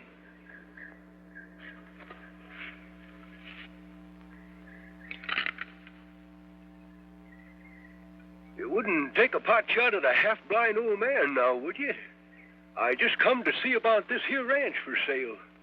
You wouldn't take a pot shot at a half-blind old man now, would you? I just came here to see about buying this ranch. You don't look like you've got money to buy a ranch. Oh, tisn't for me. You see, I'm representing one of the biggest ranch owners in Boone County. Okay, Grandpa. Come on in. We'll let the boss talk to you. Yeah, thank you. Yes, sir. Well, Mr. Devers, I reckon we just about made a deal. You can tell your boss he won't be sorry. The Circle K's a fine property. I'd sure like to know who you're acting as agent for. Well, you see, Mr. Devers, my boss wants his name kept out of the deal. Of course, if you aren't satisfied doing business through his agent... Now, don't get me wrong, Grandpa. I don't care what his name is, just so his money's good. Well, I reckon that's about all. Yep. Guess I better be going now. Oh, say, plumb near forgot. Mr. Kittredge hasn't said it's a deal yet. You don't have to worry about him. He'll find the terms satisfactory. How do I know he will? He hasn't even heard 'em. Nope. Can't go back to my boss and tell him this deal's settled till Mr. Kittredge himself has said so. Okay, Grandpa. I'll see if I can get him. Hasn't been feeling so good lately. Had an accident. Bruised himself up considerable. Oh, I see. Mm-hmm.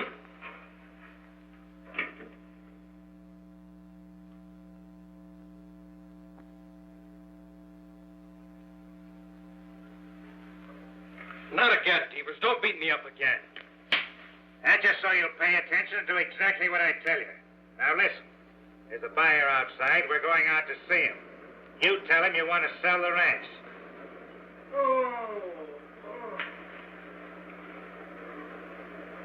Poor Mr. Kittredge. He sure sounds mighty sick.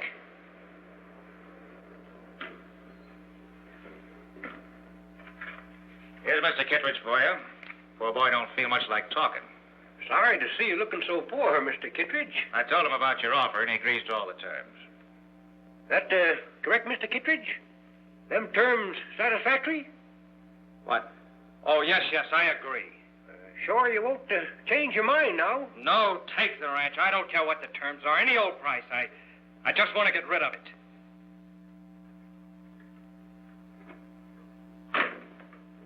Poor boy.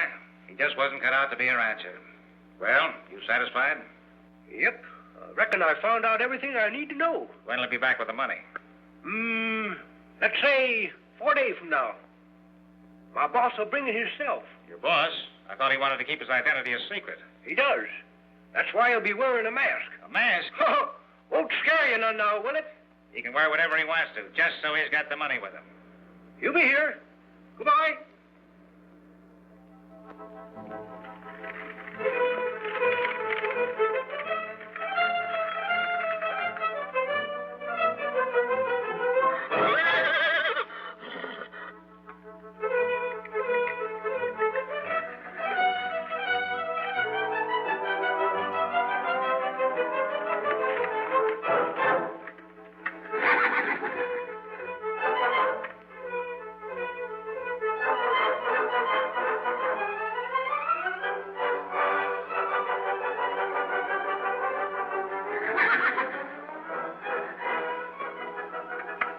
Easy, big fellow.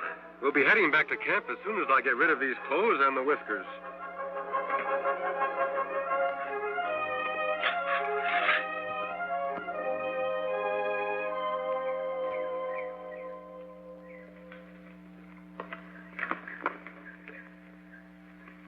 How about Mr. Bob? Did you see him? I saw him all right, what was left of him. They've been beating the poor kid up. Beating him up? And you left him there? Don't worry, Matty. They have to keep him in good enough health to sign the bill of sale.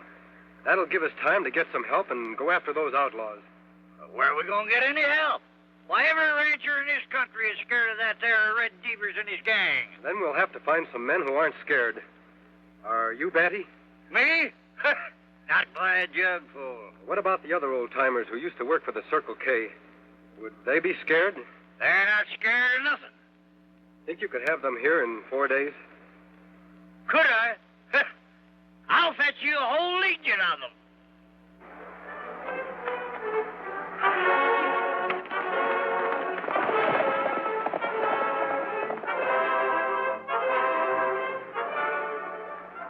Legion of old-timers.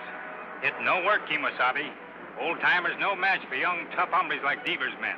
I know it, Tonto. It's our only chance. Somehow you and I have to find a way to help those old-timers win.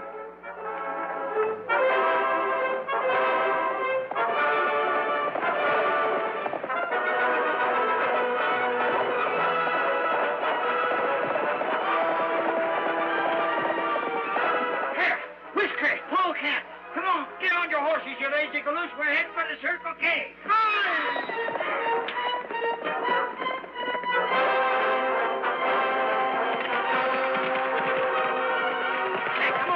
Get out of that tub if you want your job back at the Circle K.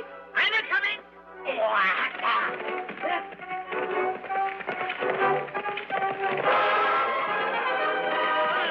Hey, Curly, Pee-wee, follow us. That Circle K needs you. How does everyone understand exactly what he's to do? Remember, young Bob's life is at stake. If Deaver suspects anything before I get into the ranch house, he'll kill Bob at the drop of a hat. Give Tonto and me 10 minutes head start. Then you know what to do.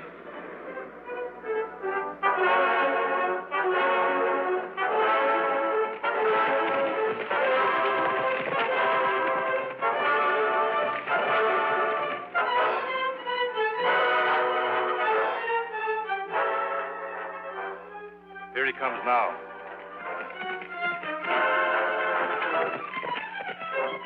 Right on time. Yeah, I'm wearing a mask. Just like that old coot said he would. Got an Indian with him, too.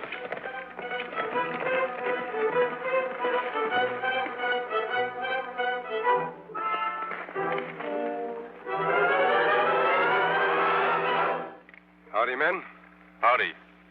Come along, stranger. You're expected.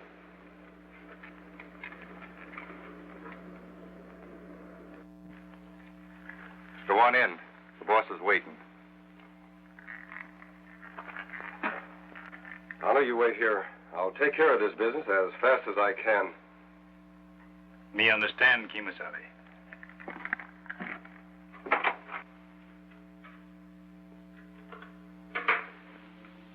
Right on time, friend.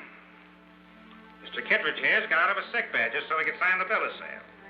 Come on, boss. Let's make it legal. No, you don't, Tonto. Say, what is this?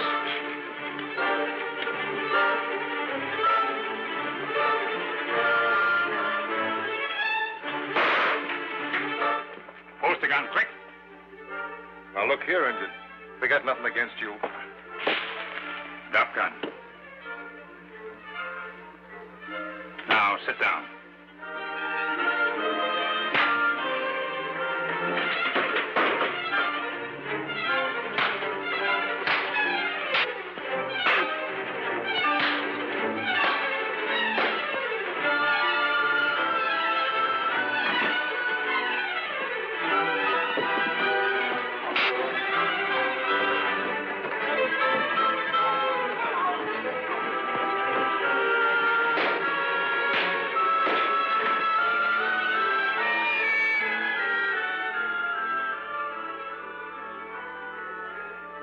You think you got me, don't you?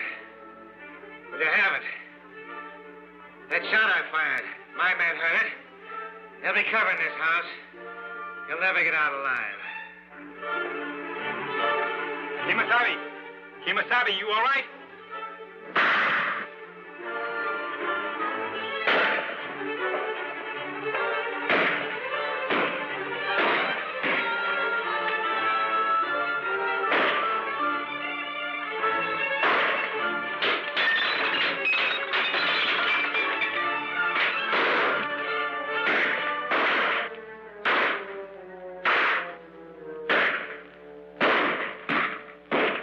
Like I said, there's not one of you'll get out of here alive.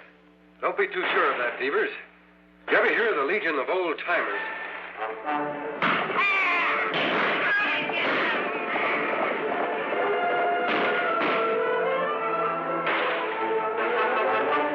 Those old has-beens, they're no match for my boys. It's not strength that counts, Devers. It's courage. Tonto, aim for their guns. We'll even up this fight.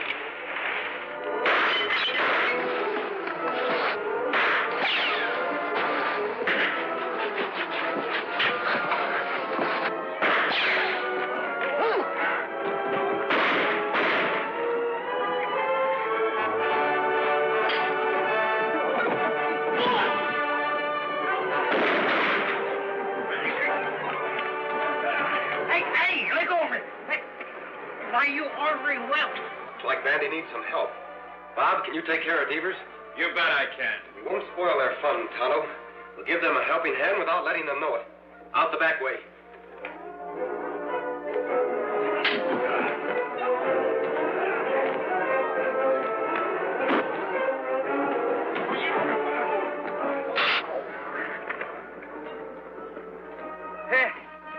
I reckon you fellas misjudged my strength, didn't you?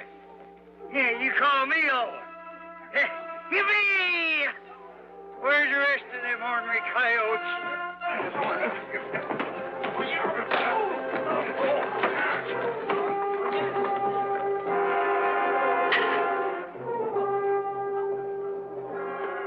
Well, I guess I don't know my own fighting ability.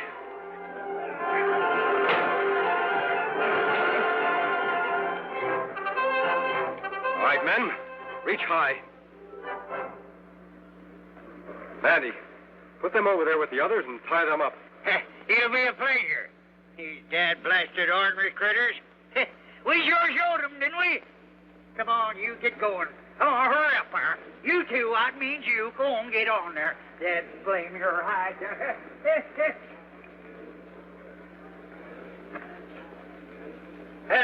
Mr. Devers, I've been wanting to do this for a long time.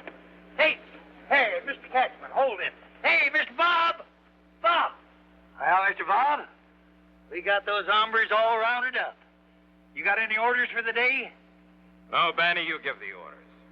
I'm not worthy to. I just wish there was some way I could reward you all. Oh, 'tis rewards we want. We want just good old plain honest work.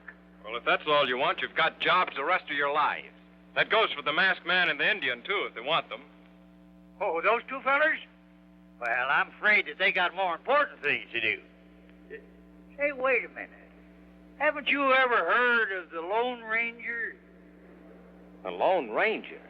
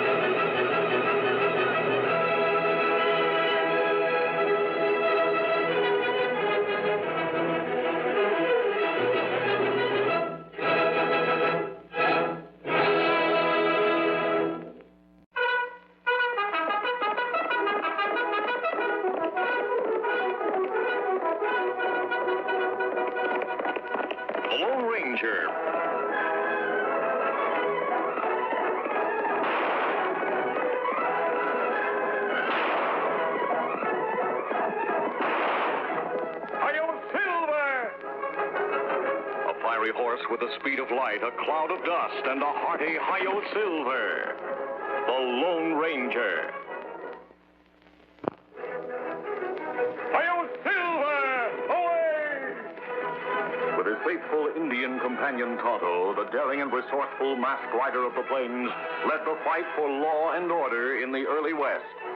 Return with us now to those thrilling days of yesteryear. The Lone Ranger rides again.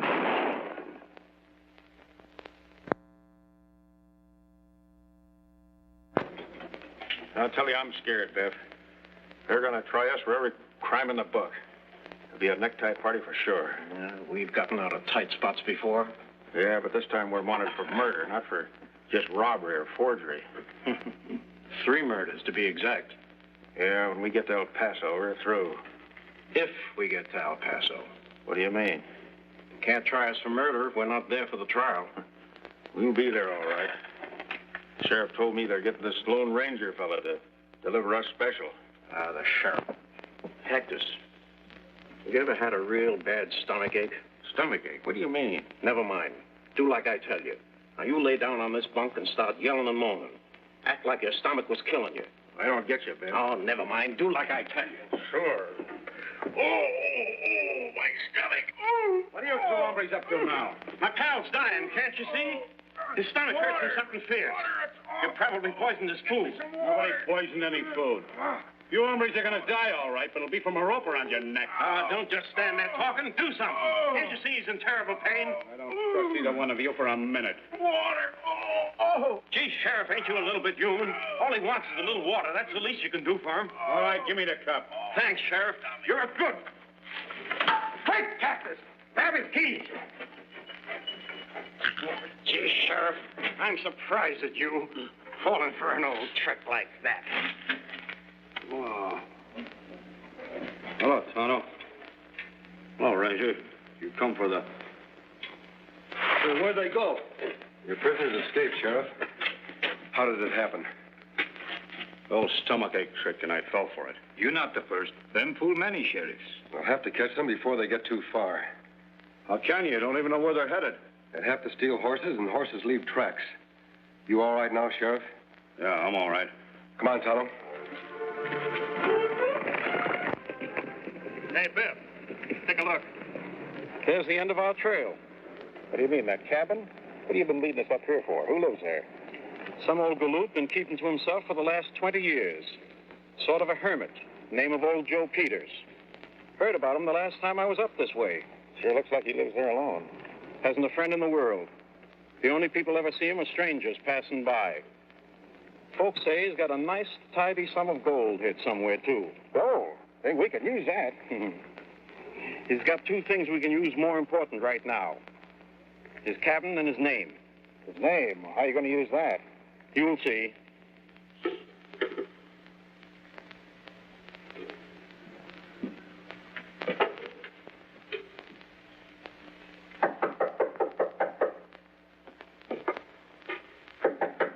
Land sakes, hold your horses. I'm coming. Sakes alive. What do you two want? We're lost, mister, and just about half starved. Reckon you could give us some grub and send us on our way? Sure. Come on in. Have a seat. Today, I'd do anything for anybody. Something special happening today? There sure is. My sister Abigail's coming out to live with me. I thought for a minute you was her. Your sister? What's so exciting about that? Sakes alive. Why, she's coming clear from St. Louis. Hadn't seen her in over 30 years. It's a long time. Sure is, mister. Is she coming alone? Yep. She's a widow now. And I got to figuring that this place would be a lot homier if I had a female to help me share living here. Just finished painting it for her. You're right, old-timer. A home ain't nothing without a woman in it. Of course, you're going to need more than this cabin to share with her if you're going to take care of her proper. Oh, I got plenty. Don't worry about that. Been saving up for years. Me and Abby won't want for nothing. Hey, see? She sent me this picture last year. Say, that's quite a filly. She's a bossy-looking female, if you ask me. Well, My age, a man needs a woman to be bossing him around. Keep him out of trouble. Did you send her a picture of you? Me? Shucks, no. Why, I never had a picture took in my life. Well, then, how's she going to know you're really her brother? Gosh, I'll be waiting right here for her just like I wrote her would. That's how. Say, friend, you sure ask a lot of questions. That's right, mister. I got just one more question to ask. Where do you keep your gold hid? Gold? What do you mean? I ain't got no gold. Don't lie to me. Where is it? Oh, that's your game, is it? Well, you can do whatever you want to me, but I'll never tell you. I'm saving that gold for me and Abby. All right. I got no time to waste asking questions. I'll get her to tell me. Get out of those clothes.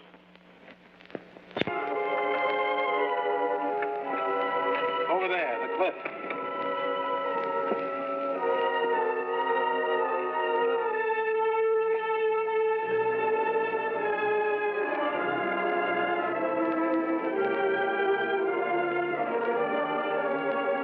All right, mister. That's far enough. What am I supposed to do now? Dive off? That's exactly what you're supposed to do. Only I'm going to give you a little help.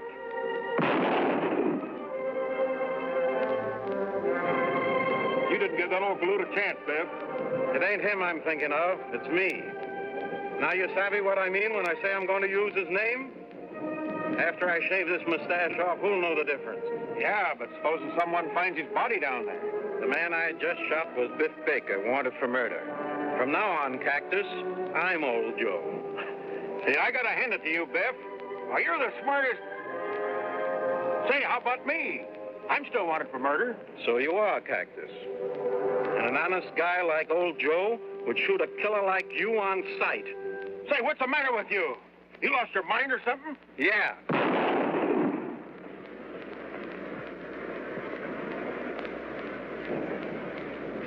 Abigail. Got a pretty up for my sister.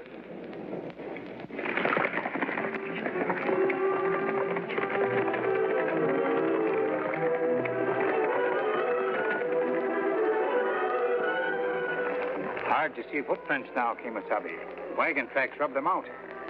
I'm sure they're following this road. If Baker and Gleason are headed towards the border, there's no other way than straight ahead. Maybe if we pass Wagon, we pick up their trail again.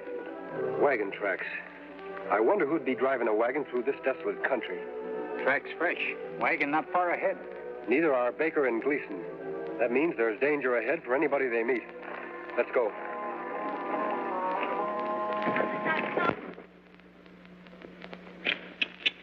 Get going, Mehitabel. Penelope? Geraldine? Get up, horse.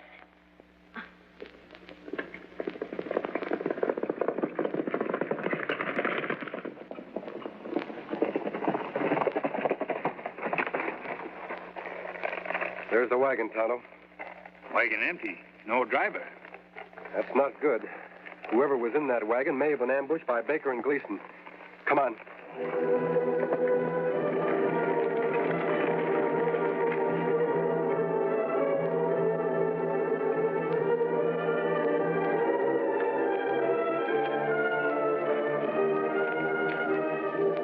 Tonto. These clothes belong to a woman. You're dead burn right they do. And no masked man in Indian's gonna steal them from me. Throw up your hands.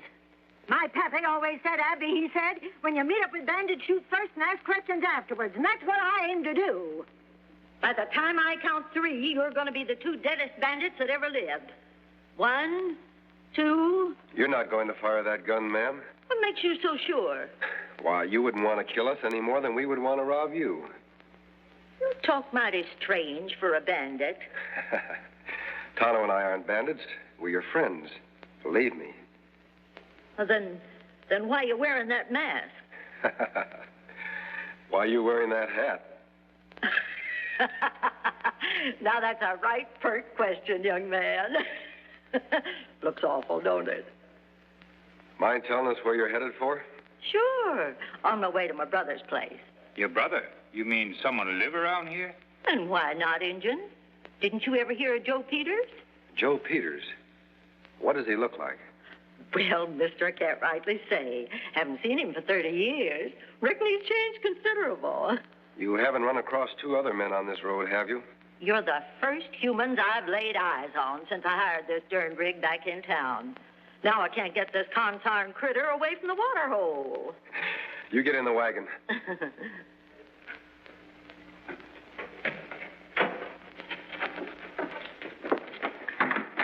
By the way, ma'am, if you do see two men up ahead on the road, you keep that gun of yours handy.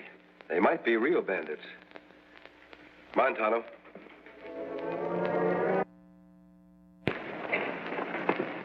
Maybe that cabin of Miss Abigail's brother. We couldn't have picked a more lonely or deserted spot. Smoking chimney. Him must be home. Maybe see Baker and Gleason. They must have come this way. Tonto, look. Horses look tired. Come plenty long distance. Yes, they've been ridden hard and fast.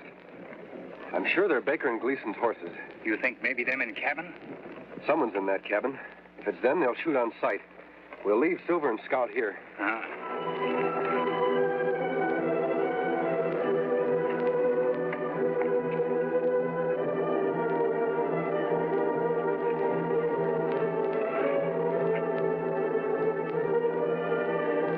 It must be old Joe.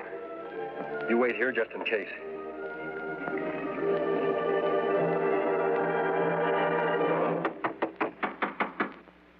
Who's there? Open the door. I want to talk to you. Door's open. Come on in. Mind the wet paint. Howdy. Sakes alive. You're masked. What is this? A holdup? No, I'm looking for the men who own those two horses out there. Where are they? Oh, those two. All right, mister. Get your hands up high and keep them that way. You don't need a gun, Mr. Peters. Peters? How'd you know my name? I met your sister down the road a ways. And you probably held her up the same as you was going to do to me. On the contrary, she held me up. Don't try to soft-talk me. It's easy enough to see you're a friend of those two crooks, and I'm going to give you the same as I gave them. No, you're not. Drop gun. What the... All right. Go ahead, you've got me. Finish me off. Nothing to be afraid of, Mr. Peters. Why, we're not after you. Sakes alive. You mean you're really on the side of the law? If I'd have known that, I'd never pulled a gun on you. Never mind about the gun. Just tell us where those men are. Guess they're down the bottom of the canyon. Bottom of canyon? What happened? Oh, ornery pogehats they was. Tried to sneak up on me when I was painting my cabin for Abigail. But I seen them coming. Caught them at the edge of the canyon and shot them both. For all I know, they're still at the bottom. No good weasels. In that case, you've finished our job for us. How do we reach the canyon floor? It's pretty steep around here. Reckon you'll have to head back a way. We'd better take a look at those bodies, Tonto. Come on. Bye, Mr. Peters.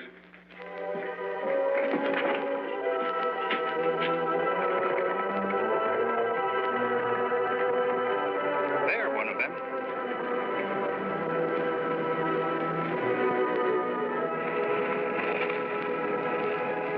Mr. Peters, good shot. Him plenty dead. Yes, Tonto. This one must be Gleason. He fits the description the sheriff gave us. I wonder where the other one is. Look, Kimasabi.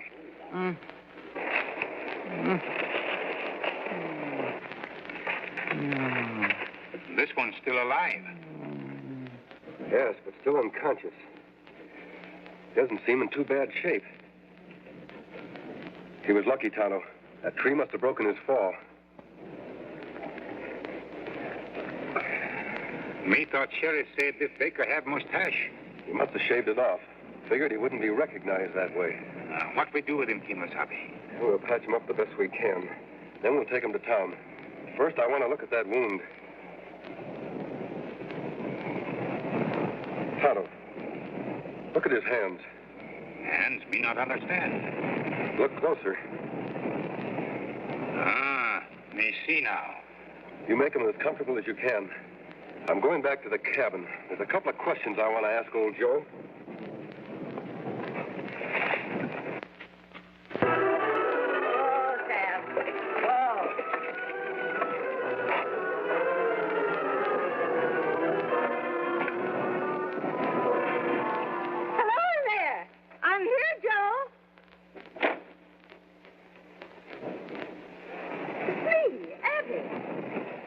recognize me, Joe? Sakes alive. Sure do, Abby. You're the spitting image of the picture. Come on in.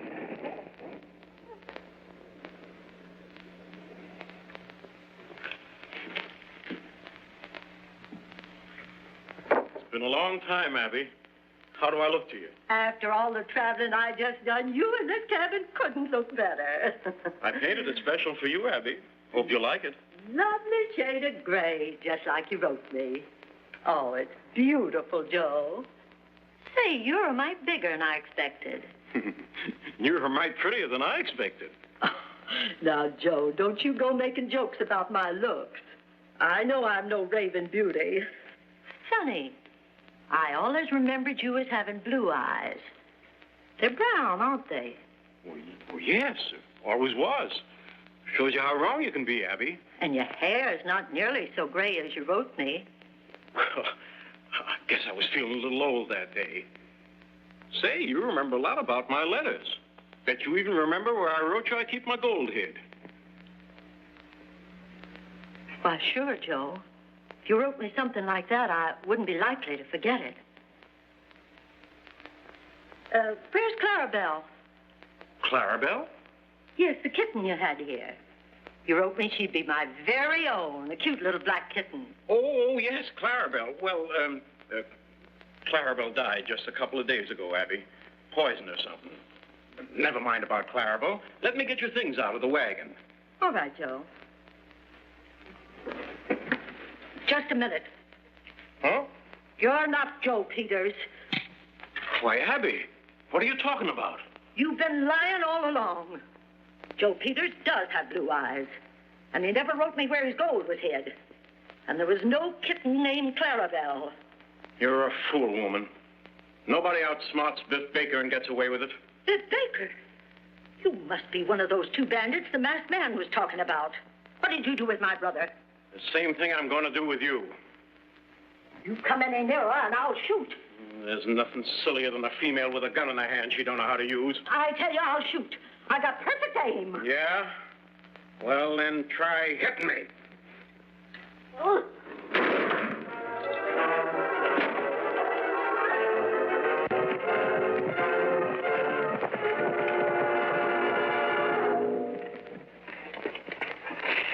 Miss Abigail, is that you? You all right? Yes, I'm all right. Come on in. Reach! Hi! I'm sorry, mister. You made me do it. Yeah, and you couldn't have done better. Now, as soon as I get rid of you two and take care of that Indian friend of yours, old Joe won't have an enemy in the world. It won't work, Baker. We found old Joe at the bottom of the canyon, and he's still alive. Still alive? What makes you so sure he's old Joe and I'm not? His hands. His hands? That's right. The man who's just finished painting his cabin would have paint on his hands. I don't see any on yours, Baker. That's mighty smart of you, mister. I should have thought of that myself. But now that you warned me, I'll take care of you two, and then I'll finish old Joe for good. Oh, no, you won't.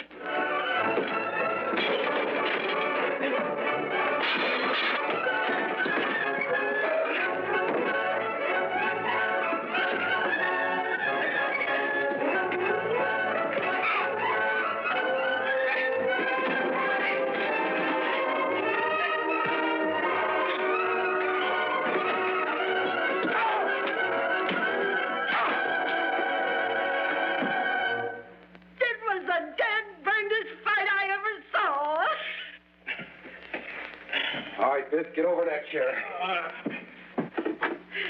Here, mister. Tie the varmints up. And then take me to Joe, quick. That must be Tonto, Miss Abigail. Let him in, please. Oh, my.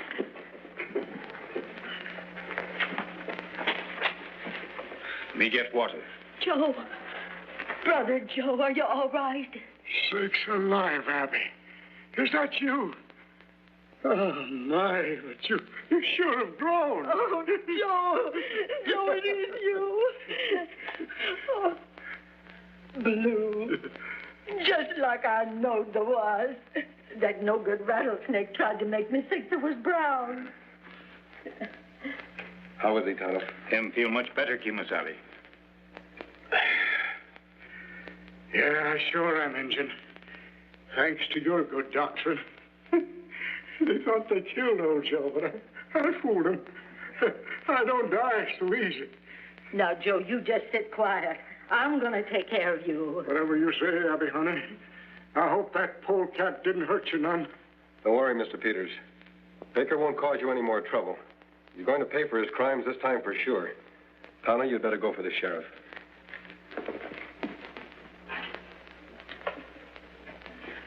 Abigail, honey, you sure weren't lying when you wrote that you was a good cook.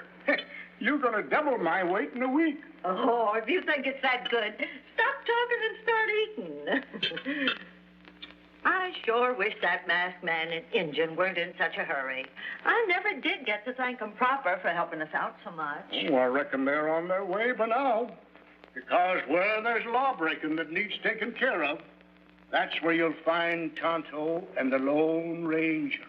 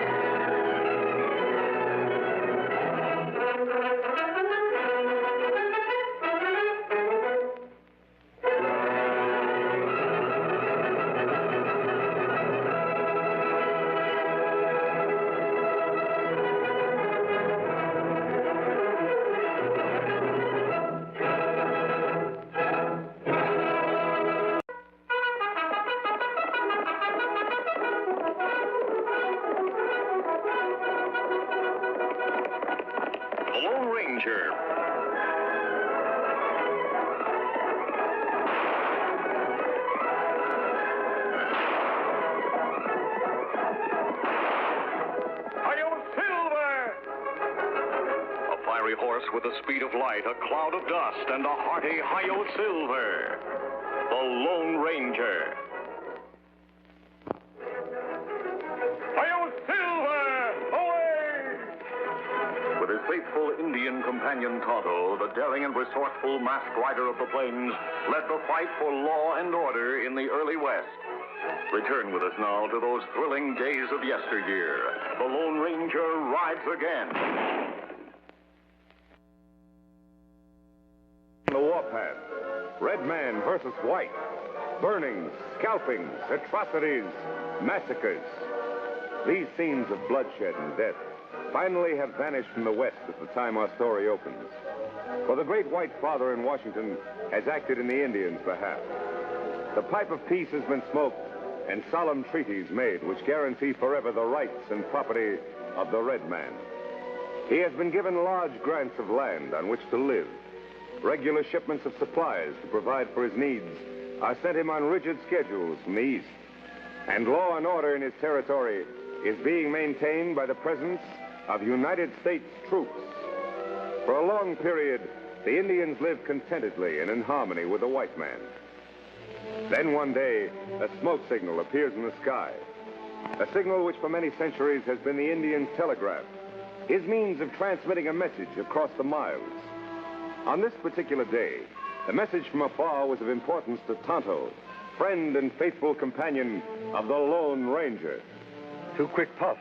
That's your sign, Tonto. Come from Cheyenne country. Must be from Chief Swift Eagle. Chief Swift Eagle, good friend. See what him want.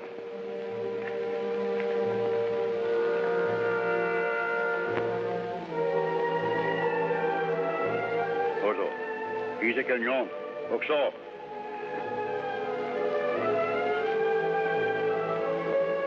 He says that it's important to see you right away, but he doesn't say why. Chief Swift Eagle have plenty good reason or him not send for Tonto. Me signal me go.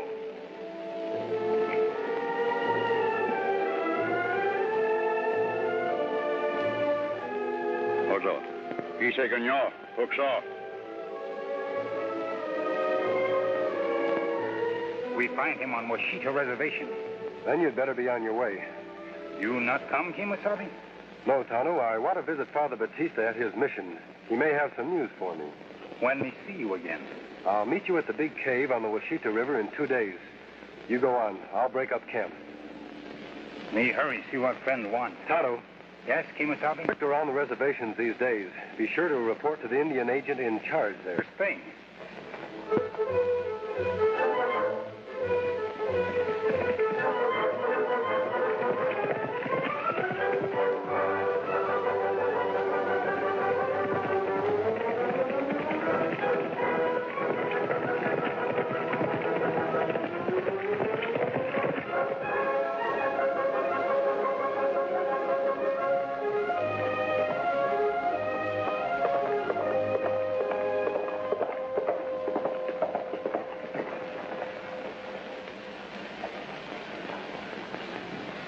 Hello, Father. Welcome, my son. It's been a long time since you last passed this way. Yes, it has. Thank you. Where's Tonto? He went to see his friend, Chief Swift Eagle, on the Washita Reservation. The Washita? Why, yes. Something wrong, Father? I hope he doesn't meet with trouble. Trouble? What kind of trouble? The Army has issued orders that any Indians found off their reservations south of the Cimarron River are to be arrested as renegades. Renegades? Yes, and they're to be exiled to the Florida Everglades. Why, those disease-infested swamps would kill a northern Indian in less than a week. I know. Why, Father? What's the reason behind it all? Oh, Inspector.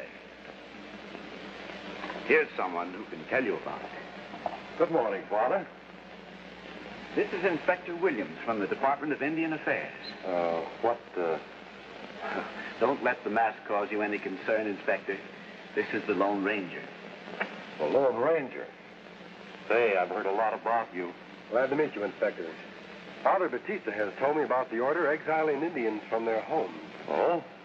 Well, that order was issued to protect the food and supplies we send to the Indians. Well, what do you mean? Our supply trains haven't been getting through. They've been attacked? That's right. Renegade Indians. They slaughter the drivers and take the supplies. You're positive it's done by Indians? That's the report from one of our own agents, Jim Lackey. Yes, he should know. But to call any Indian found off the reservation a renegade. Oh, well, that was the Army's idea, not ours. I see. Now you see why I was concerned about Tonto. I'll see to it that nothing happens to Tonto. I'll start for the Washita right away. Do you mind if I ride along with you? I'm on a tour of inspection. That's where I'm going. Glad to have you, Inspector. Bye, Father. Adios, Father. And many thanks for your hospitality. You were most welcome. Thank you.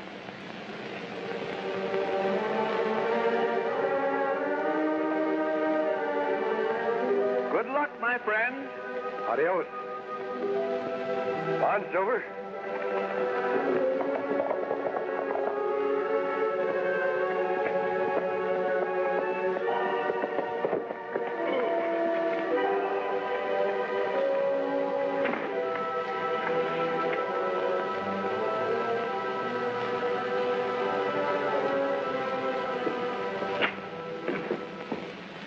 Where have you been, Bolin? I've been sitting on fish hooks all day waiting for you. What's eating you, Lackey? Did you and your cutthroats raid that supply train that's coming in? No. Didn't know there was one. Oh, that's a relief. Something wrong, Lackey? You bet there is. We've got to lay off for a while. The Indian Bureau is bellowing its head off. You think they're getting wise? No, they still think it's renegade Indians. Well, then, what do we got to worry about? This letter from Washington. There's one more raid, and there's going to be a special investigation. That wouldn't be so good. If anyone came snooping around here, they might find out that me and my boys are deserters. What do you mean, might? Now, we've got to take it easy and let some of those supplies get through. At least until things cool off a little. Hold it.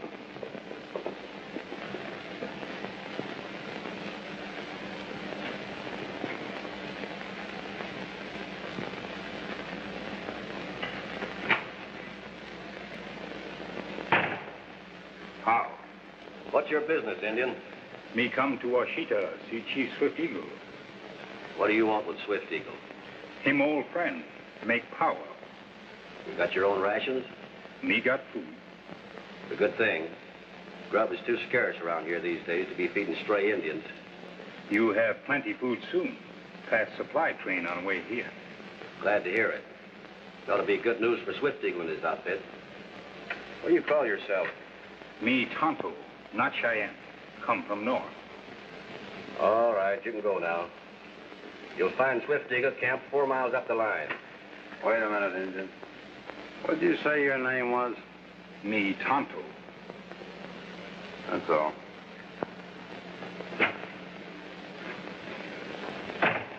Something mighty familiar about that Injun. Yeah, all Indians look alike. Maybe. Well, I've seen him before. See you later.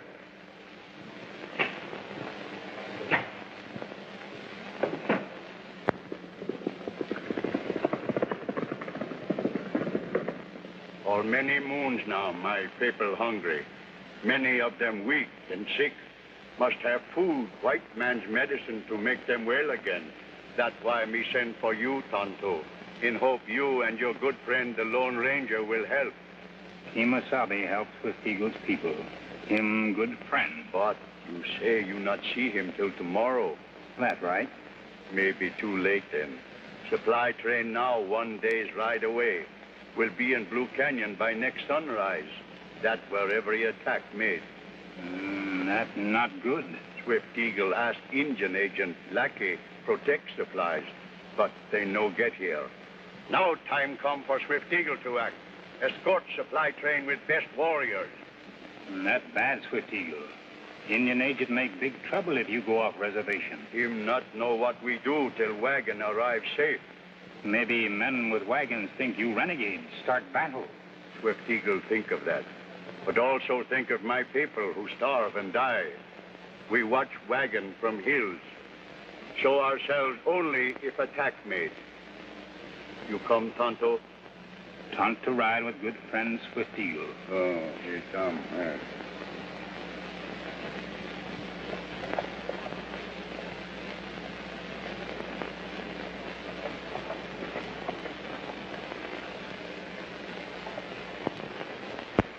There's the spot I was to meet Tonto.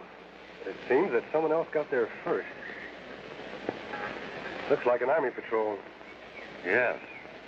Could be a detachment from Fort Mason looking for renegades.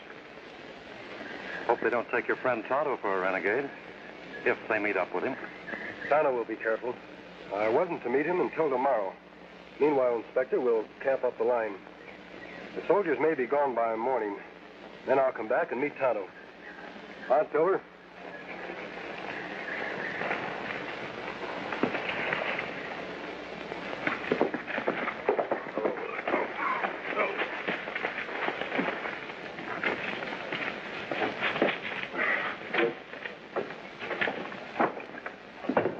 Blackie. What's up? That Injun. I just figured out who he is. I saw him in Fort Dodge about a year ago. Well? He's the Injun that rides with the Lone Ranger. The Lone Ranger? Are you sure? Positive. We can't have him snooping around here. He might bring in his masked friend. Yeah. That masked man might be here even now. Well, what'll we do? We're going to have a talk with that Indian. Come on. That night, Bolin and Lackey, after failing to find Tonto or Chief Swift Eagle, cruelly forced the chief's terrified squaw to give them the information they demand. I think this is about the best break we ever got. What do you mean, break? The brass in Washington think the Indians have been staging these raids, don't they? Now we prove it. How? You heard her say they rode off to guard the supply train, not attack it. My orders say that all Indians found off the reservation are renegades. Well, Swift Eagle and all his braves are off the reservation right now. Oh, I never thought of that. Now, Swift Eagle still thinks that your men are Army regulars. It'll be a cinch to arrest them. Yeah. And you follow the War Department's order and send them to the Everglades. But they'll never reach Florida. Your men will shoot them when they try to escape. All nice and legal.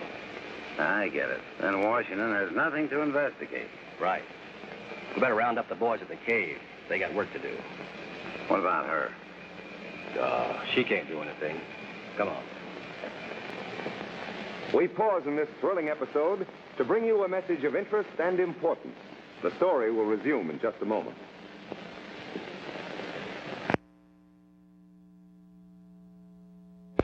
And now, once again, we return to our story. The next morning, the Lone Ranger, after leaving Inspector Williams to ride on to the Washita Reservation alone, returns to the cave, where he has arranged to meet his faithful Indian companion, Tonto. The cave is deserted of soldiers, yet the masked man sees no sign of his Indian friend.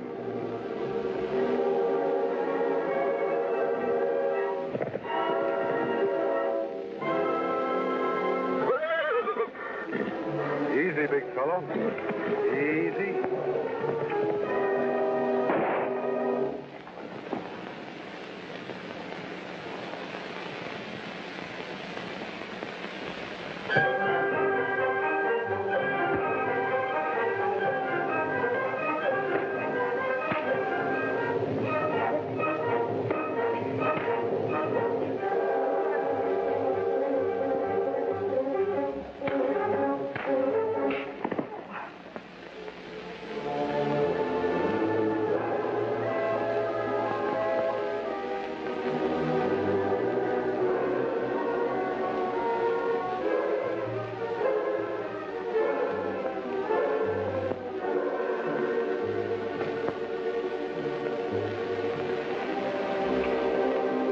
Supplies doing here?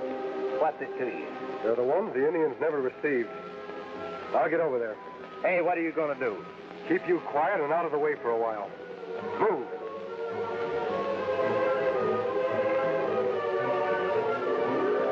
There, that should hold you. I have to find Inspector Williams.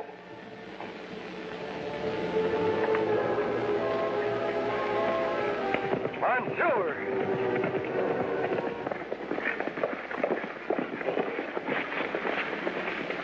Get those engines off their horses, Pete.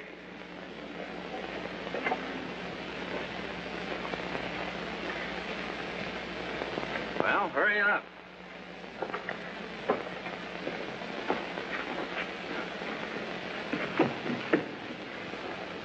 Well, how'd it go? They surrendered without firing a shot.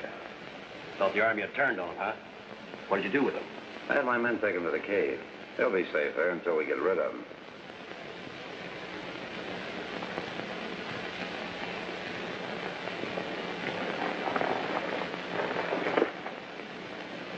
What did you bring Split Eagle here for? You've forgotten about the Lone Ranger? One of my men heard the chief talk about him. I figured between the two of them, we'd find out where the masked man is. Here they are, boss. They make big mistake. We not ride to attack supply train. That's right, Mr. Lackey. We guard train so food will come. Guard it? You mean attack it? You know the Army order. Indians found off their reservation are to be considered renegades and deported to the Florida Everglades. Well, Injun, do you think your pal, the Lone Ranger, can help you now? He must be good man. Him find out truth. Where's the Lone Ranger now? Why you want to know? That's our business. Well, speak up. Oh, another stubborn Injun. Maybe this will loosen your tongue.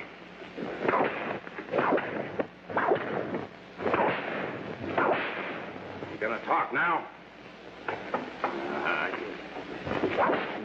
You keep out of this.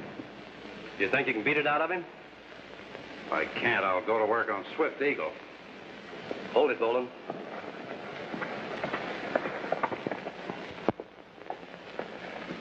There's someone coming up the road. Now, we'll find out what he wants, but you and Pete keep your guns handy in case we have to get out of here quick. What about them? Oh, we're just attending to official business. Questioning a couple of captured renegades.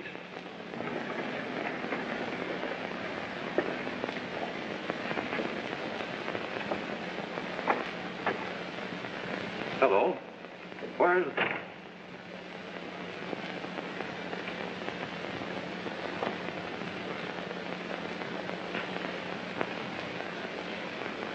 What are you doing to these Indians? Where's the agent in charge? That's me. Inspector Williams, Bureau of Indian Affairs. Now, what's the meaning of this? Well, we caught these Indians stalking a wagon train. These men wrong, Inspector. Cheyenne, honest Indians. Shut up. This is an Army matter, mister. On the contrary, it's a matter for the Bureau, and you're not using that whip anymore. I demand a full explanation. Well, now, just a minute, Inspector. It's like this, you see. That'll keep him quiet for a while. What did you do that for? Now we'll have to get out of here fast. We'll take what we've made and call it quits. You're not getting afraid, are you? We can take care of the inspector and the engines. Well, I still don't like it. Not with the Lone Ranger around. I'm getting out.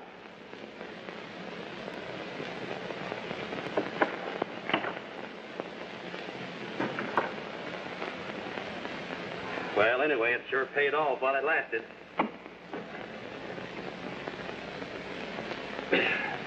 Too bad we had to cut it short like this. You know, Lackey, I just been thinking. Washington don't know nothing about me and Pete here. With the two engines, the inspector, and you out of the way? You wouldn't. Why not? What do you say to a two-way split, Pete? Sounds good, boss. There's your answer, Lackey.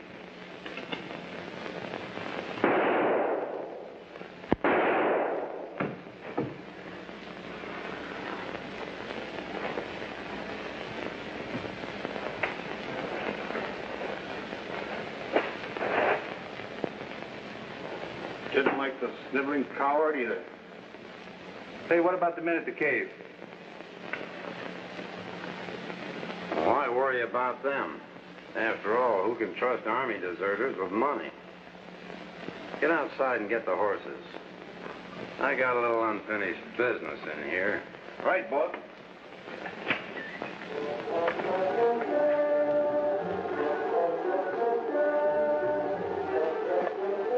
Taking care of you two engines is going to give me extra special pleasure. Hurry up in there! Be right with you, Pete. Now, Tonto, start saying your prayers to your totem.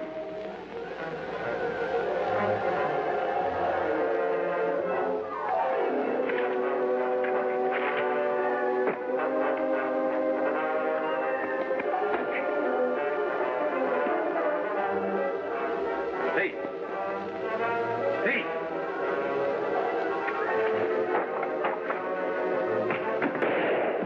Tonto, you all right?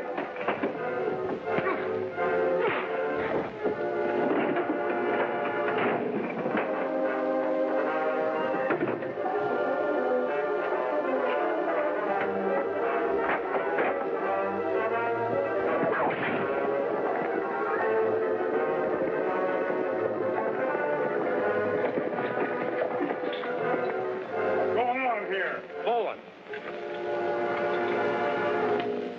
We've been looking for you on your feet. You're under arrest. Sergeant, watch him. You too. We've been looking for you and Boland for a long time. Come along. Sergeant, take charge of these deserters. Now, stranger, who are you? A man who just saved our lives.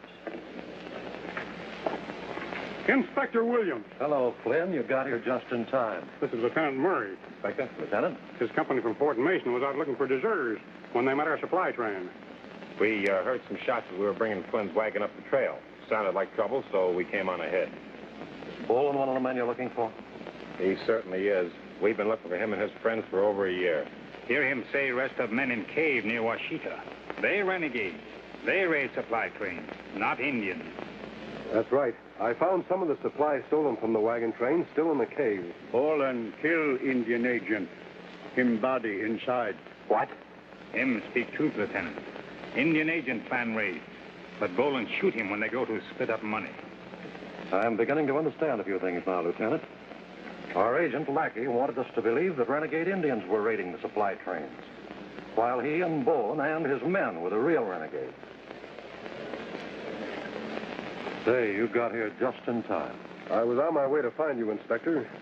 I heard some gunshots. I knew something was wrong. Kimosabe. Many Swift Eagle's braves held prisoner in cave now. Bull and have his men take them to cave after they capture us. So, the more of Bolin's deserter friends are around here. Well, my troop will take care of them in a hurry.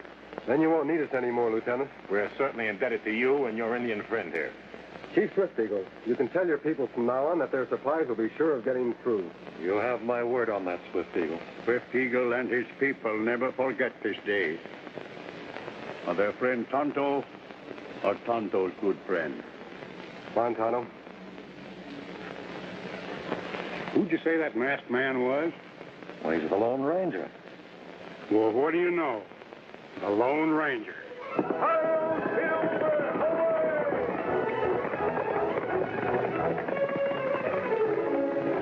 After this brief but important message, we'll tell you about next week's exciting story of the Lone Ranger. Will the Lone Ranger triumph as he fights on for justice, law, and order? Be sure to be with us again next week at the same time when General Mills brings you another thrilling adventure with the Lone Ranger.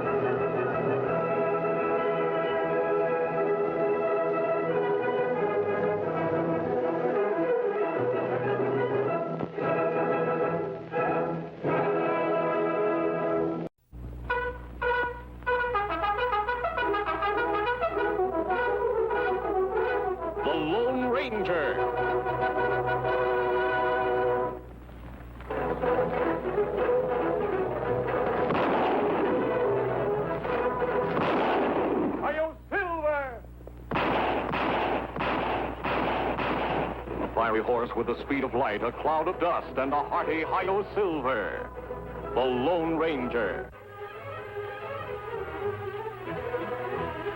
This is a story of one of the most mysterious characters to appear in the early days of the West.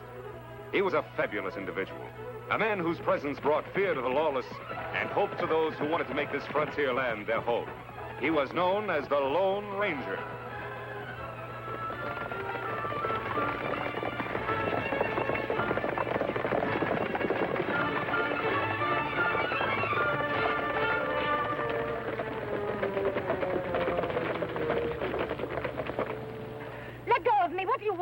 Where have you been, Beata? To Sembrado. What for? To buy things to eat. Buy things to eat, eh? I don't see any packs on your horse. When I get to store, I have lost money. Did you talk to anyone in Sembrado? No. You didn't accidentally see Nat Parker, did you? I did not see him. If it was so, I would not tell you. What are we going to do? All right, Beata. On your way. But don't go to Desert City.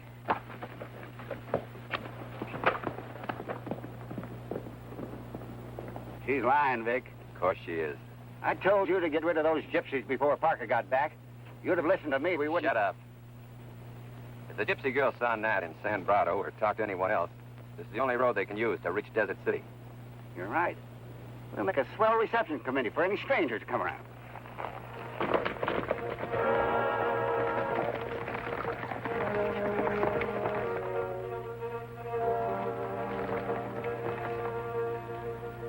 Welcome, my friend. Hello, Father. I knew you would come. And Tonto, how are you, my son? Good, Father. Ready to help you. We rode straight to Sembrado when the Indians gave us your message. Yes, yes. Both of you have been most kind. But this time, your mission will be an unusual one. Come in.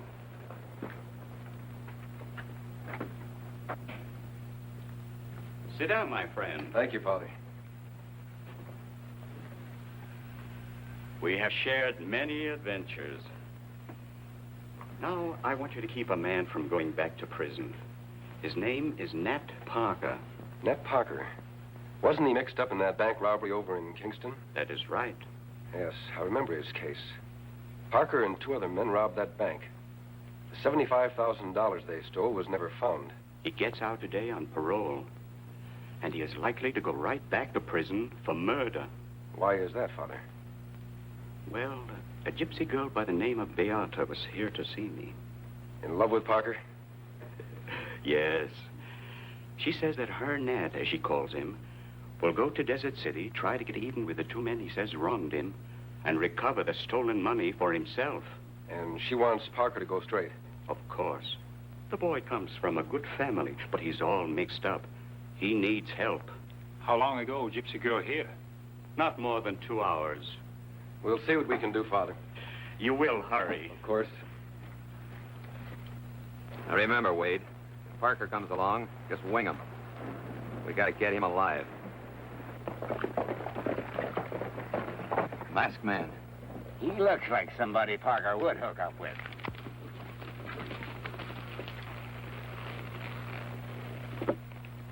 Well, Tonto, we haven't much further to go.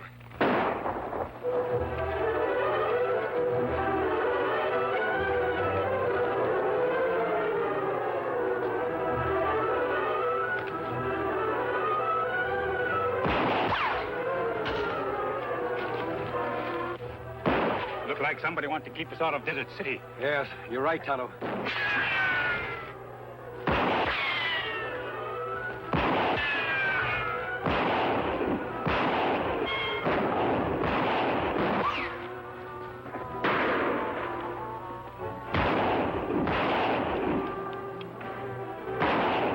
Hold it, Tonto. Shots aren't coming from the same direction.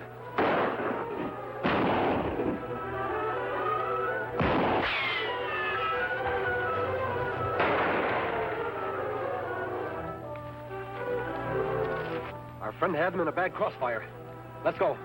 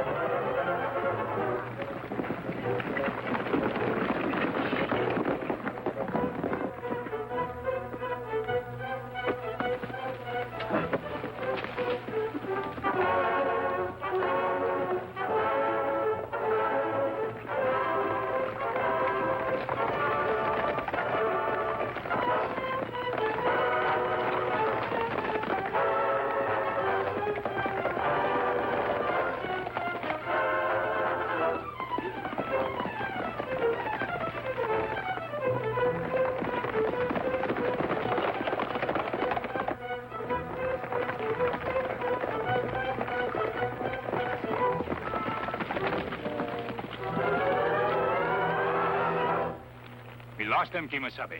Yes, they know this country better than we do. We go find them? No, whoever it was will be calling on us again. I wonder what happened to our mysterious friend. Him not come. Maybe him hurt.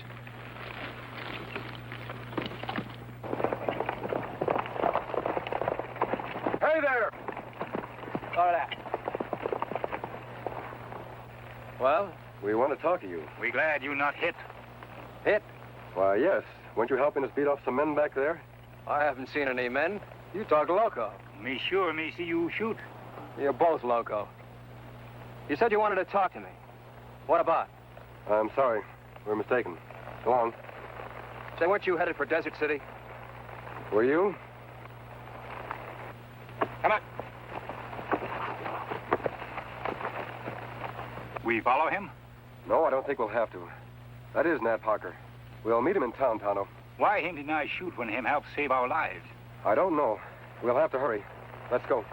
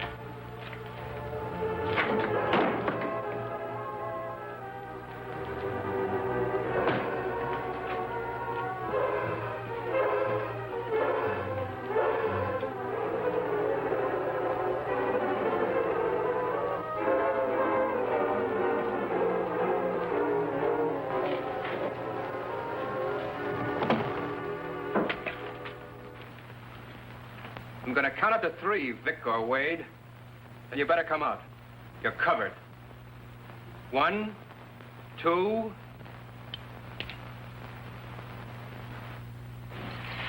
My net. My net, Parker. Hello, Beata.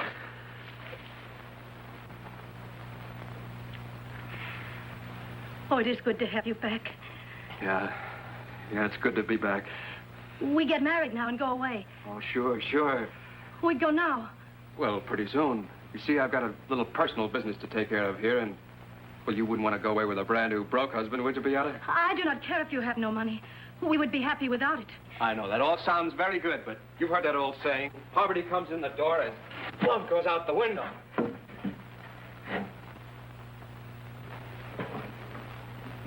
It's gone. It's gone. My money, it's gone. $75,000. It's... Well, can't you say something? The money is not there. Listen to me, please. Perhaps it is better this way. You would not want money that is not yours. Not mine. I sweated myself 4 years. Crowley. Vic Crowley.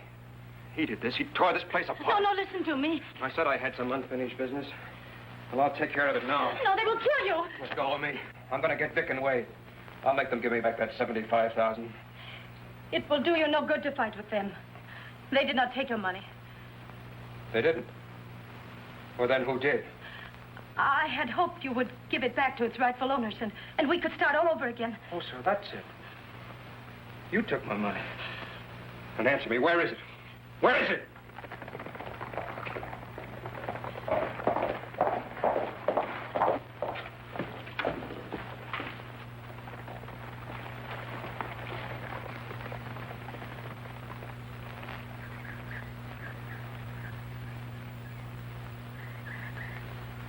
Calvin, anybody there? What's that masked man doing in town? I do not know.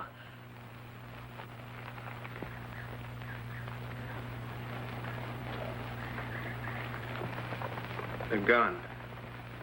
All right, now where's my money? Beata! Beata!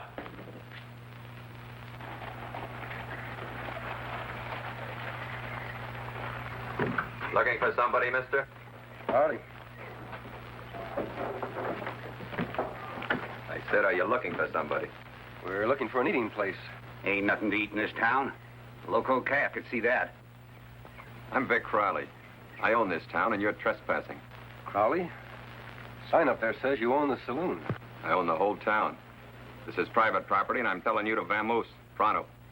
I don't mean to approach on another man's property, Mr. Crowley, but can't see what you're so particular about. What happened to Desert City? You heard what he said. He don't want nobody hanging around.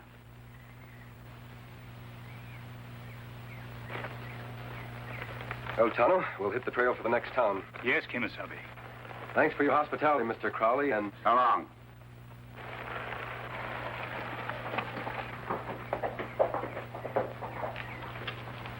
This time I won't miss. Hold it, Wade. Shot'll tip off Parker if he's here already. Suppose he told him to meet him here? I don't know. We'd better look around.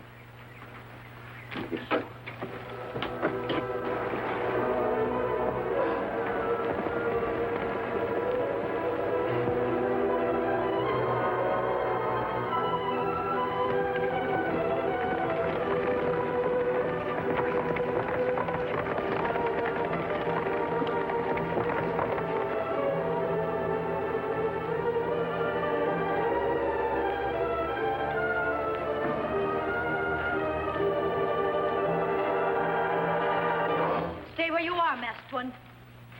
Is your name Beata? You know my name? How? I just heard of your trouble from Father Paul in San Brado.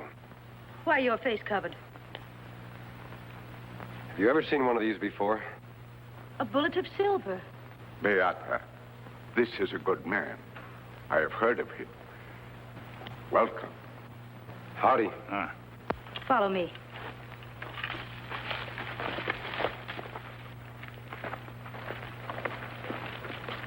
We can offer you no food because the smoke would betray us, but won't you sit down?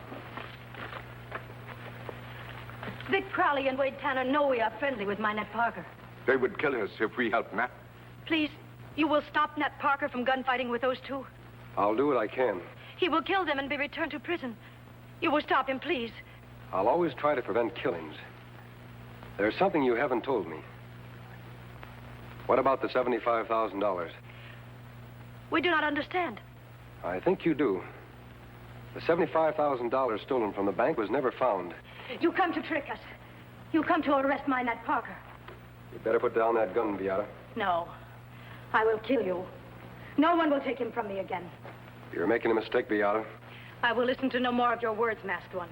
You pull that trigger, you and Nat Parker will go to prison. I go to prison, but not my Nat Parker. I want to help you if I can. You want to be on the side of law, don't you? Tell them the truth, my daughter. All right. I have the stolen money. How did you get it? When my Nat robbed bank and come to store, he hid money in stairs. I know Crowley and Wade look for it, so I remove it.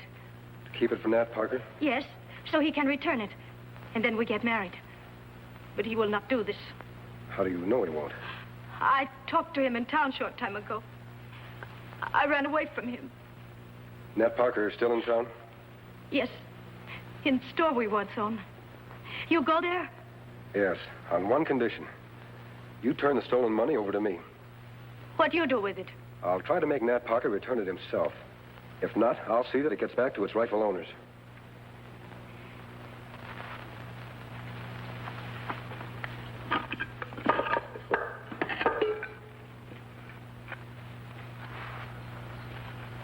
Here is stolen money. $75,000. I do not care for it. I just want Nat Parker to be a good man. So do I, Beata. You and your father stay here with Tonto. Me keep them here, Kimasabi. Good. We'll beat them at their own game of finders keepers. Adios.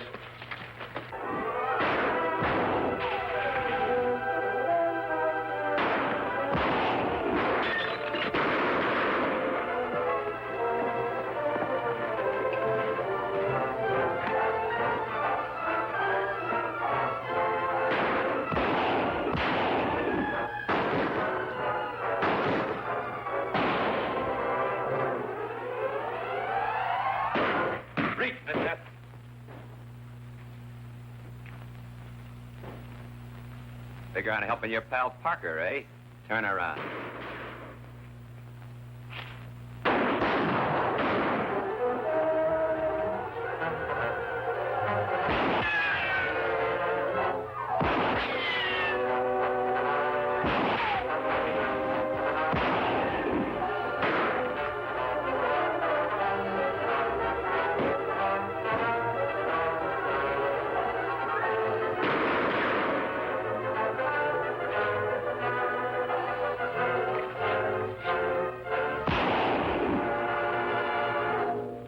Do that, Nat. All right. Go ahead and shoot. Suppose you're in with Vic and Wade. I'm not in with anyone. You're not after me?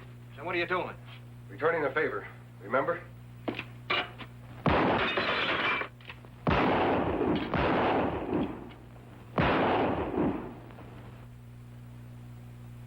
Maybe we got him. Now, I'll trouble you for that $75,000. You're making a mistake, Parker. This money belongs to the bank. I sweated in a pen for 4 years to come back for this. It's mine. You served time, yes. But you have no right to that money. What chance would I have to make a go of it? I'll help you. You'll help me. Listen, mister, I'm an ex-convict. They won't even give me a job. So how did you get this money? From Beata. She hid it from you. She wants you to go straight, Nat. Oh, she does, huh? So she gave my money to a masked man. I brought it to you, didn't I? But it must be some sort of trick. No, it isn't a trick. A lot of people still believe in you, Nat. Beata, her father, and the Padre. The Padre of Sombrado? What's he got to do with this? Beata appealed to him. Nat, you helped us out of a shooting scrape this morning. I think you can go straight. Well, that's different. I've nothing against you. And I don't go in for cold-blooded murder, except... Crowley and Wade? Yeah. Why didn't you tell about them when you were in prison? Because Crowley arranged everything about that bank job so that no one took a chance but me. No one even saw them. They had ironclad alibis all fixed. All right, Parker. You and a masked man, come on. We got your gypsy girl. Do not listen to him. He will kill you. Come in and get me, Crowley. I'll make a bargain with you, Nat. Throw out the money, and we'll turn the girl loose. Well, Nat, what do you say? The money or Beata? I'm not going to wait much longer. Pick up. All right. I'm gonna throw it out. That's what I thought you'd do. Well, what do you say? Give me time to get out the back door.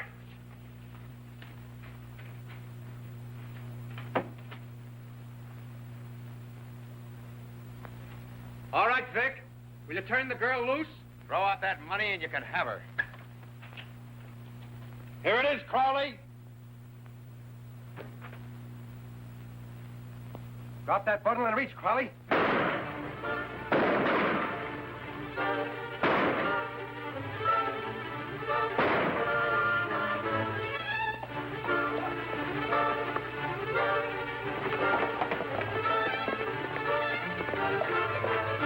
It's over. Crowley and Wade took off through those rocks. Come on, Tonto.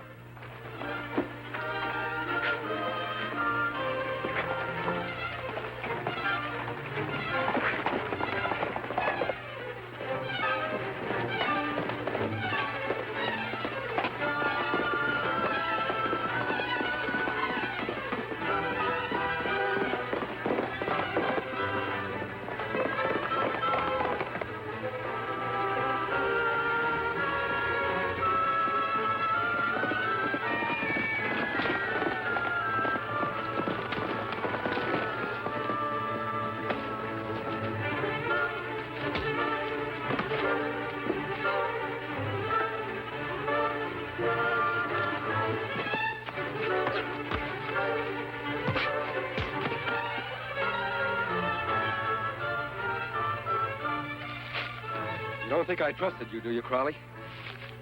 On your feet.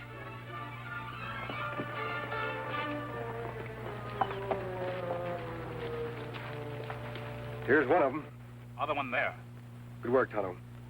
See if you can find some more rope. Me do. But next time Kemosabe leave me to watch girl. Me use plenty rope. Do not be angry with him. He trusted me and I lied to him. Me never believe woman again.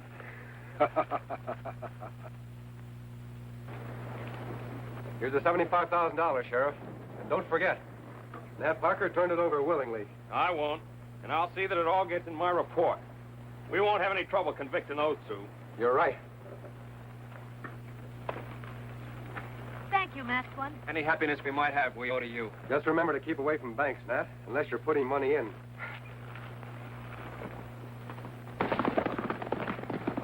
What is his name? I call him the masked one. I call him the Lone Ranger. The Lone Ranger. Hail, Silver! Hoy!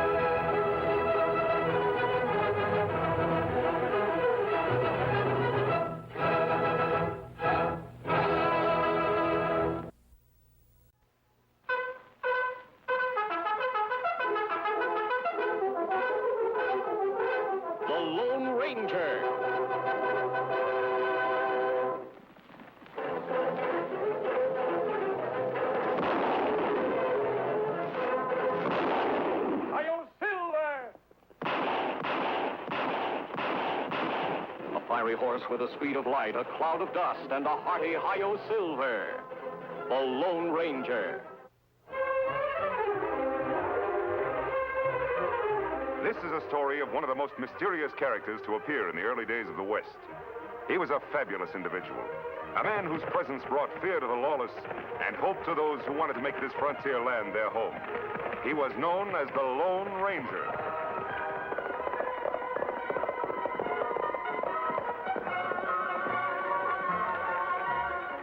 We're on Dave Ingles' property now, Tonto. Yes, Kimosabe. Funny, we no see cattle. No water anywhere. There's a water hole.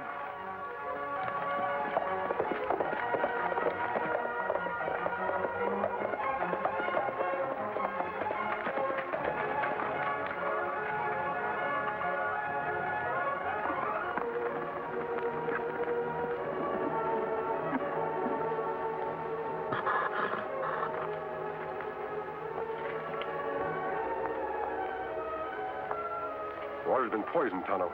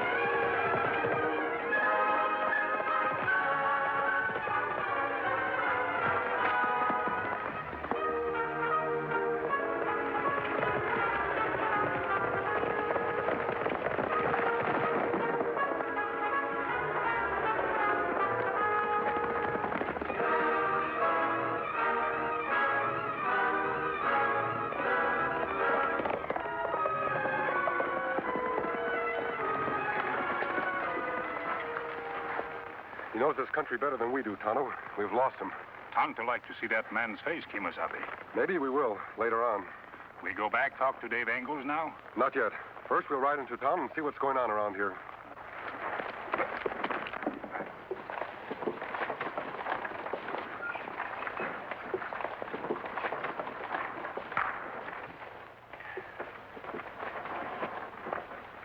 How many head have you lost with the bad water, Dave?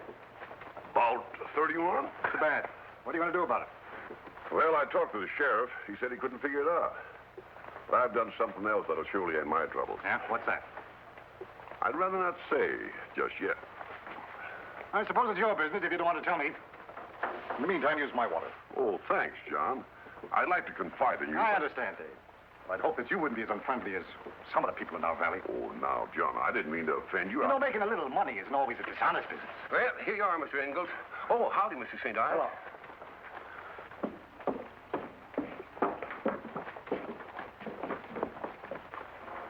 Hello. You know, it's funny him wearing boots with high heels. My gosh, he ought to be satisfied with himself.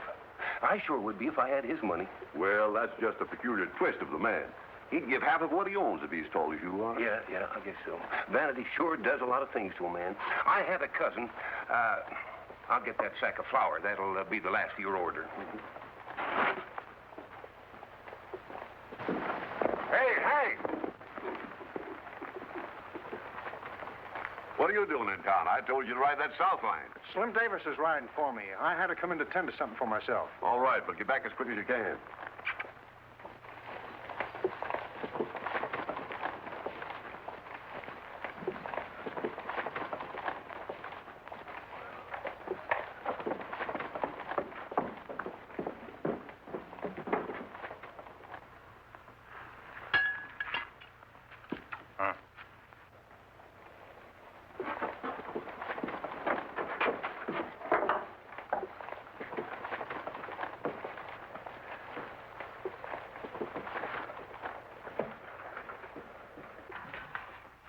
Hi, Jake. Well, Mr. St. Ives, it's certainly a pleasure to have you with us. How do you find the eggs? The question is, how long ago did you find them? That's a good one. Man, you're looking at Mr. St. Ives. I got practically all the cattle in San Pedro Valley. And all the water that's fit for cattle to drink, too. Yippee! Yep, I'd have been so much taller if they hadn't heard so much of me yonder.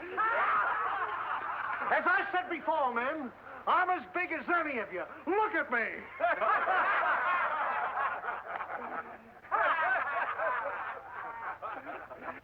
What's going on out there? Must be something awful funny. Oh, not much. Just a few of the boys cutting up. You wouldn't be interested. Nothing for you to see, Mr. St. Ives.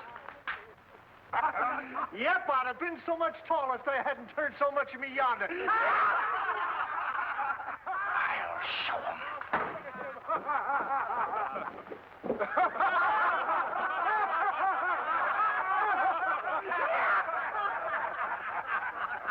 Because what I can't take with my size, I can buy with my money. Yeah!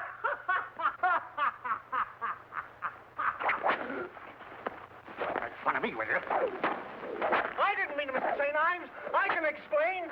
Honest, I can. Oh! Ah! Oh! I'll stop! What do you think you're doing, St. Ives? Step aside, Dave Engels. I'm teaching your man a lesson. I'd rather you'd come to me if you've got something to complain about. If Hank has done anything wrong, I'll take care of him. You'll take care of him. If you can't get your men to respect me, you can't have any more water from me for your cattle. Now, hold on a minute, St. Ives. You're going too far with this. You heard what I said. No more water. Understand? But you can't ruin a man over a thing like this. I can't, huh?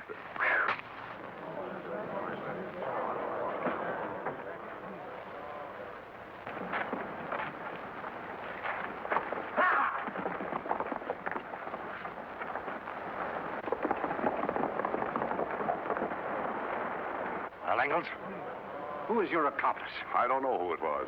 Now, about the water for my cattle. I'll do anything in the world. I'll give you just 24 hours to get your cattle from away from my land and away from my water holes.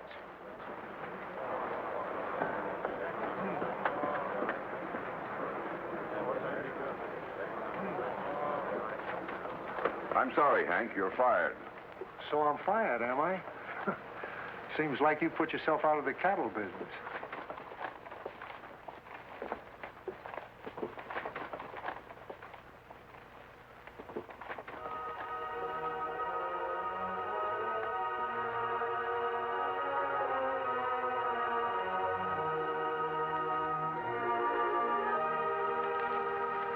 You are, Hank? $100. Why don't you take it? It's not counterfeit. I didn't figure on the whip. St. Ives surprised me, too. I'm sorry about that. Well, here's an extra 10. Buy you some liniment. What are we going to do about that Indian and the masked man I ran away from at the water hole? I'll take care of them if they show up around here. In the meantime, I'll have to make a quick bargain with Engels. What are you up to? All this scheming and causing trouble between two good friends. Or shouldn't I maybe ask questions? You shouldn't ask questions, Hank.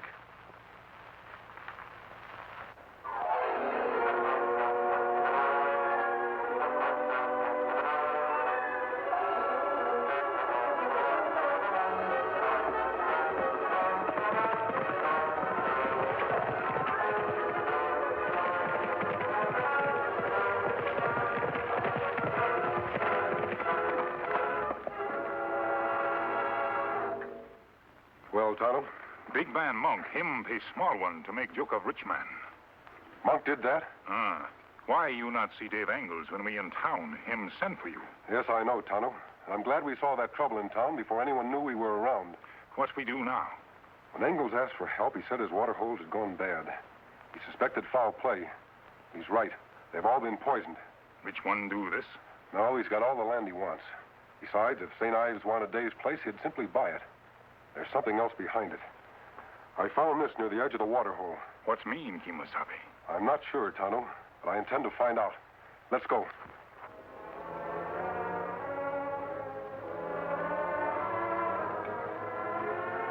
Hello, Mr. Engels. Hello, Blackie. Where's John? Sorry, Mr. Engels, he doesn't want to see you. And I've got orders to keep you off this property. Now, look here, Blackie. I've got nothing against you. But no foreman of his is going to order me off his property. John and I have been good friends. I'm sorry about what happened, and I want to tell him so. He says your men don't respect him, and that you put them up to it. That's not so. I fired Hank for making fun of John. I want to tell him so, and you're not going to stop me. Going in for gunplay, eh? Yeah, there's something funny about my water hose going bad.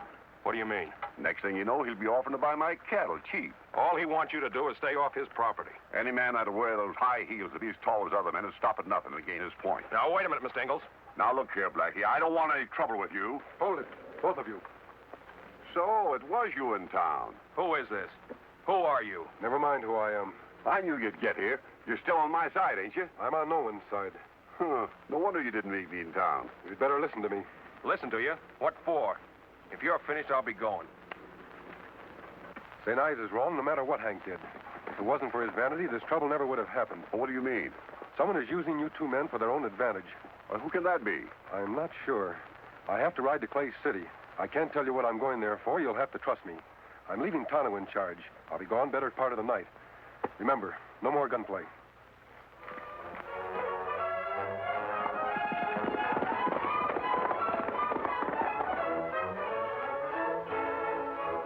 He should have been back from Clay City by now. Him come soon. Here he is.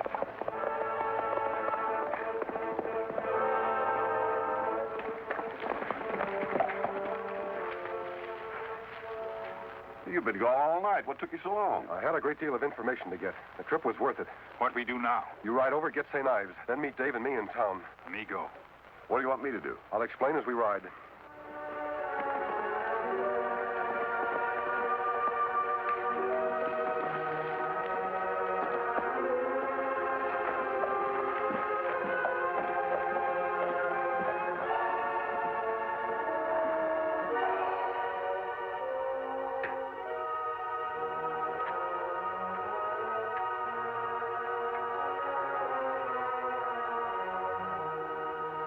There's nothing else I can do, Monk. Just have to pull up stakes and leave the valley. You've certainly taken the beating, but I've never seen you so down, Dave. There's a first time for everything. Even a first time for a man to know when he's licked. Through.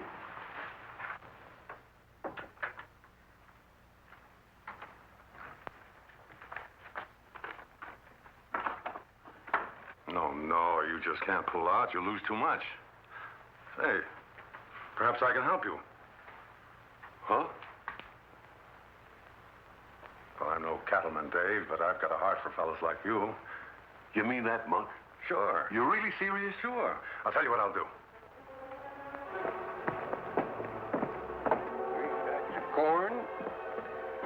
2 sacks of just talking to myself, that's all. 2 sacks of oatmeal.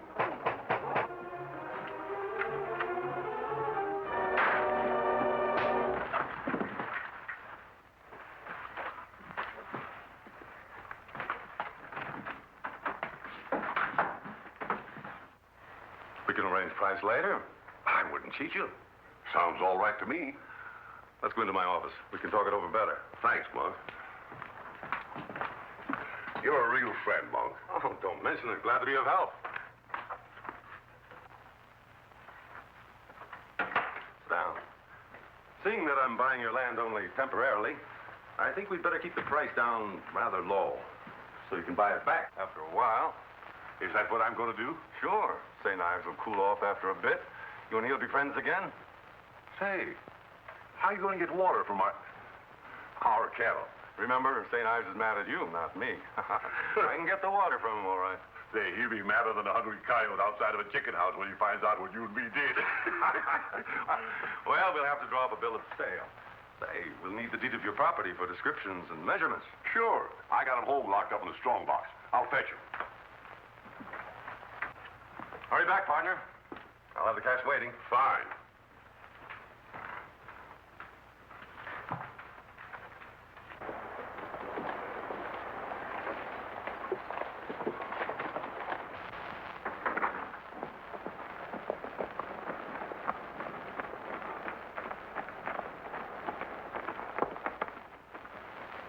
It worked just like you said it would. Good, Dave. I'm riding out to my house for my deed. You go ahead. I'll wait for you here.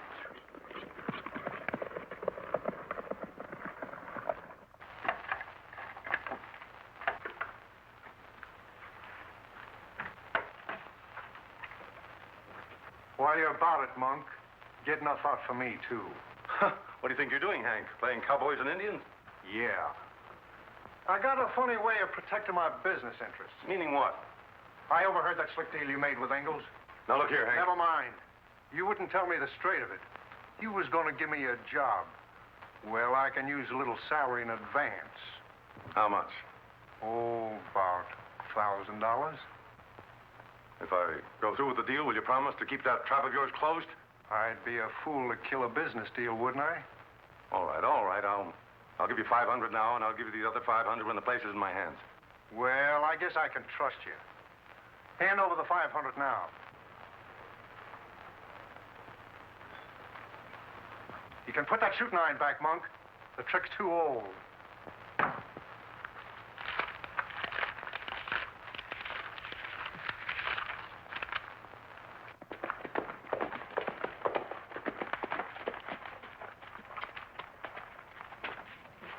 Are you sure about this? Remember, I'm signing my property over to that rascal. You said you'd trust me, Dave. That's right, I did. Well, here goes.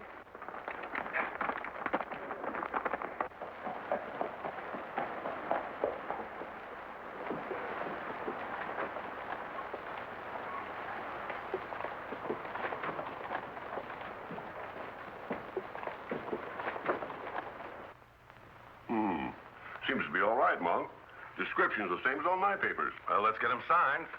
How about me seeing some cash on the barrelhead? Oh. Here you are, Dave. 5,000.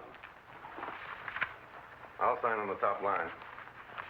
Monk, you don't know how much you're helping me out. I sure will never forget this.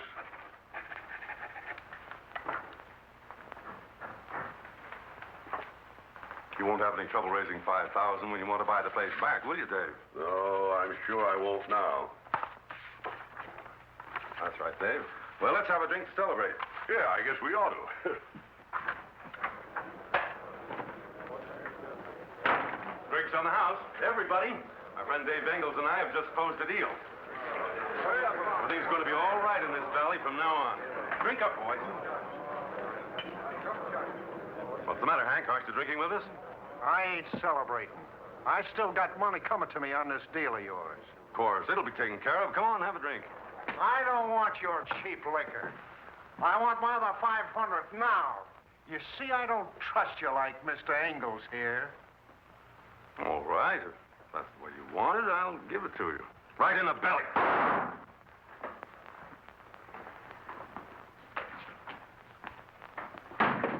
You can't come busting in here like this, interfering with my personal business. Your personal business happens to affect this whole valley. What are you driving at? I found out why you caused trouble between Dave Ingalls and St. Ives. I caused trouble? Why? Because Dave would have to sell his place at a sacrifice if he couldn't get water from St. Ives. Oh, if you're trying to pin something on me, you're barking up the wrong tree. Am I? Yes. I tried to help Dave. I bought that land legally and properly. I found this surveyor's plum out by one of Dave's poison water holes. Oh, very interesting. I just got back from Clay City. I talked to the surveyors who worked on Dave's property. What? The new railroad is running right through the northern section of your property, Dave. So that's it. With you owning his place, Monk, you'd have the ranchers in the palm of your hand. Sure he would. Cattle can be shipped cheaper from my place than the railhead. Granting what you say is true, masked man, what are you going to do about it? The law can't touch me. The law can do something about you poisoning those water holes, Monk. The masked man's right, Monk. I don't want to be part of this mess. Shut up, Hank. I bought that land legally. I've got the deed. He's got the cash, and nothing can change that. Your friend here might do some talking. What's going on here? What deed are you talking about?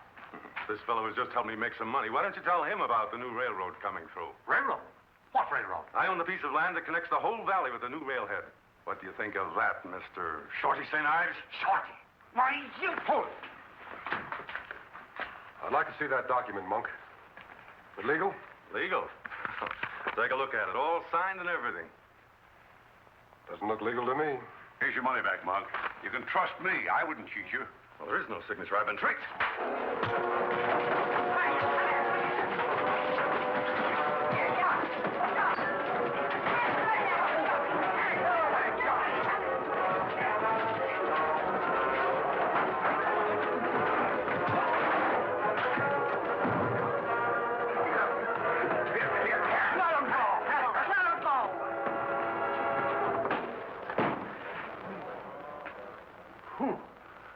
cool, John. You know, Dave, I've learned something. I can be just as big a man without these darn things. Mr. Engels, I want you to know I'm sorry about that misunderstanding we had. Oh, that's all right. You were only doing what you were told. I hope everything will be peaceful once again in San Pedro Valley. It will be now, thanks to him. Say, Mr. Engels, there's something that puzzles me. You did sign that paper of Monk's, didn't you? Yes, I did. We signed it with disappearing ink. My friend slipped into Monk's office before we transacted the deal and put it in the inkwell. Your friend on the White Horse? Yes. Who is he, anyway? I only know what folks call him. The Lone Ranger. The Lone Ranger. Hurrah!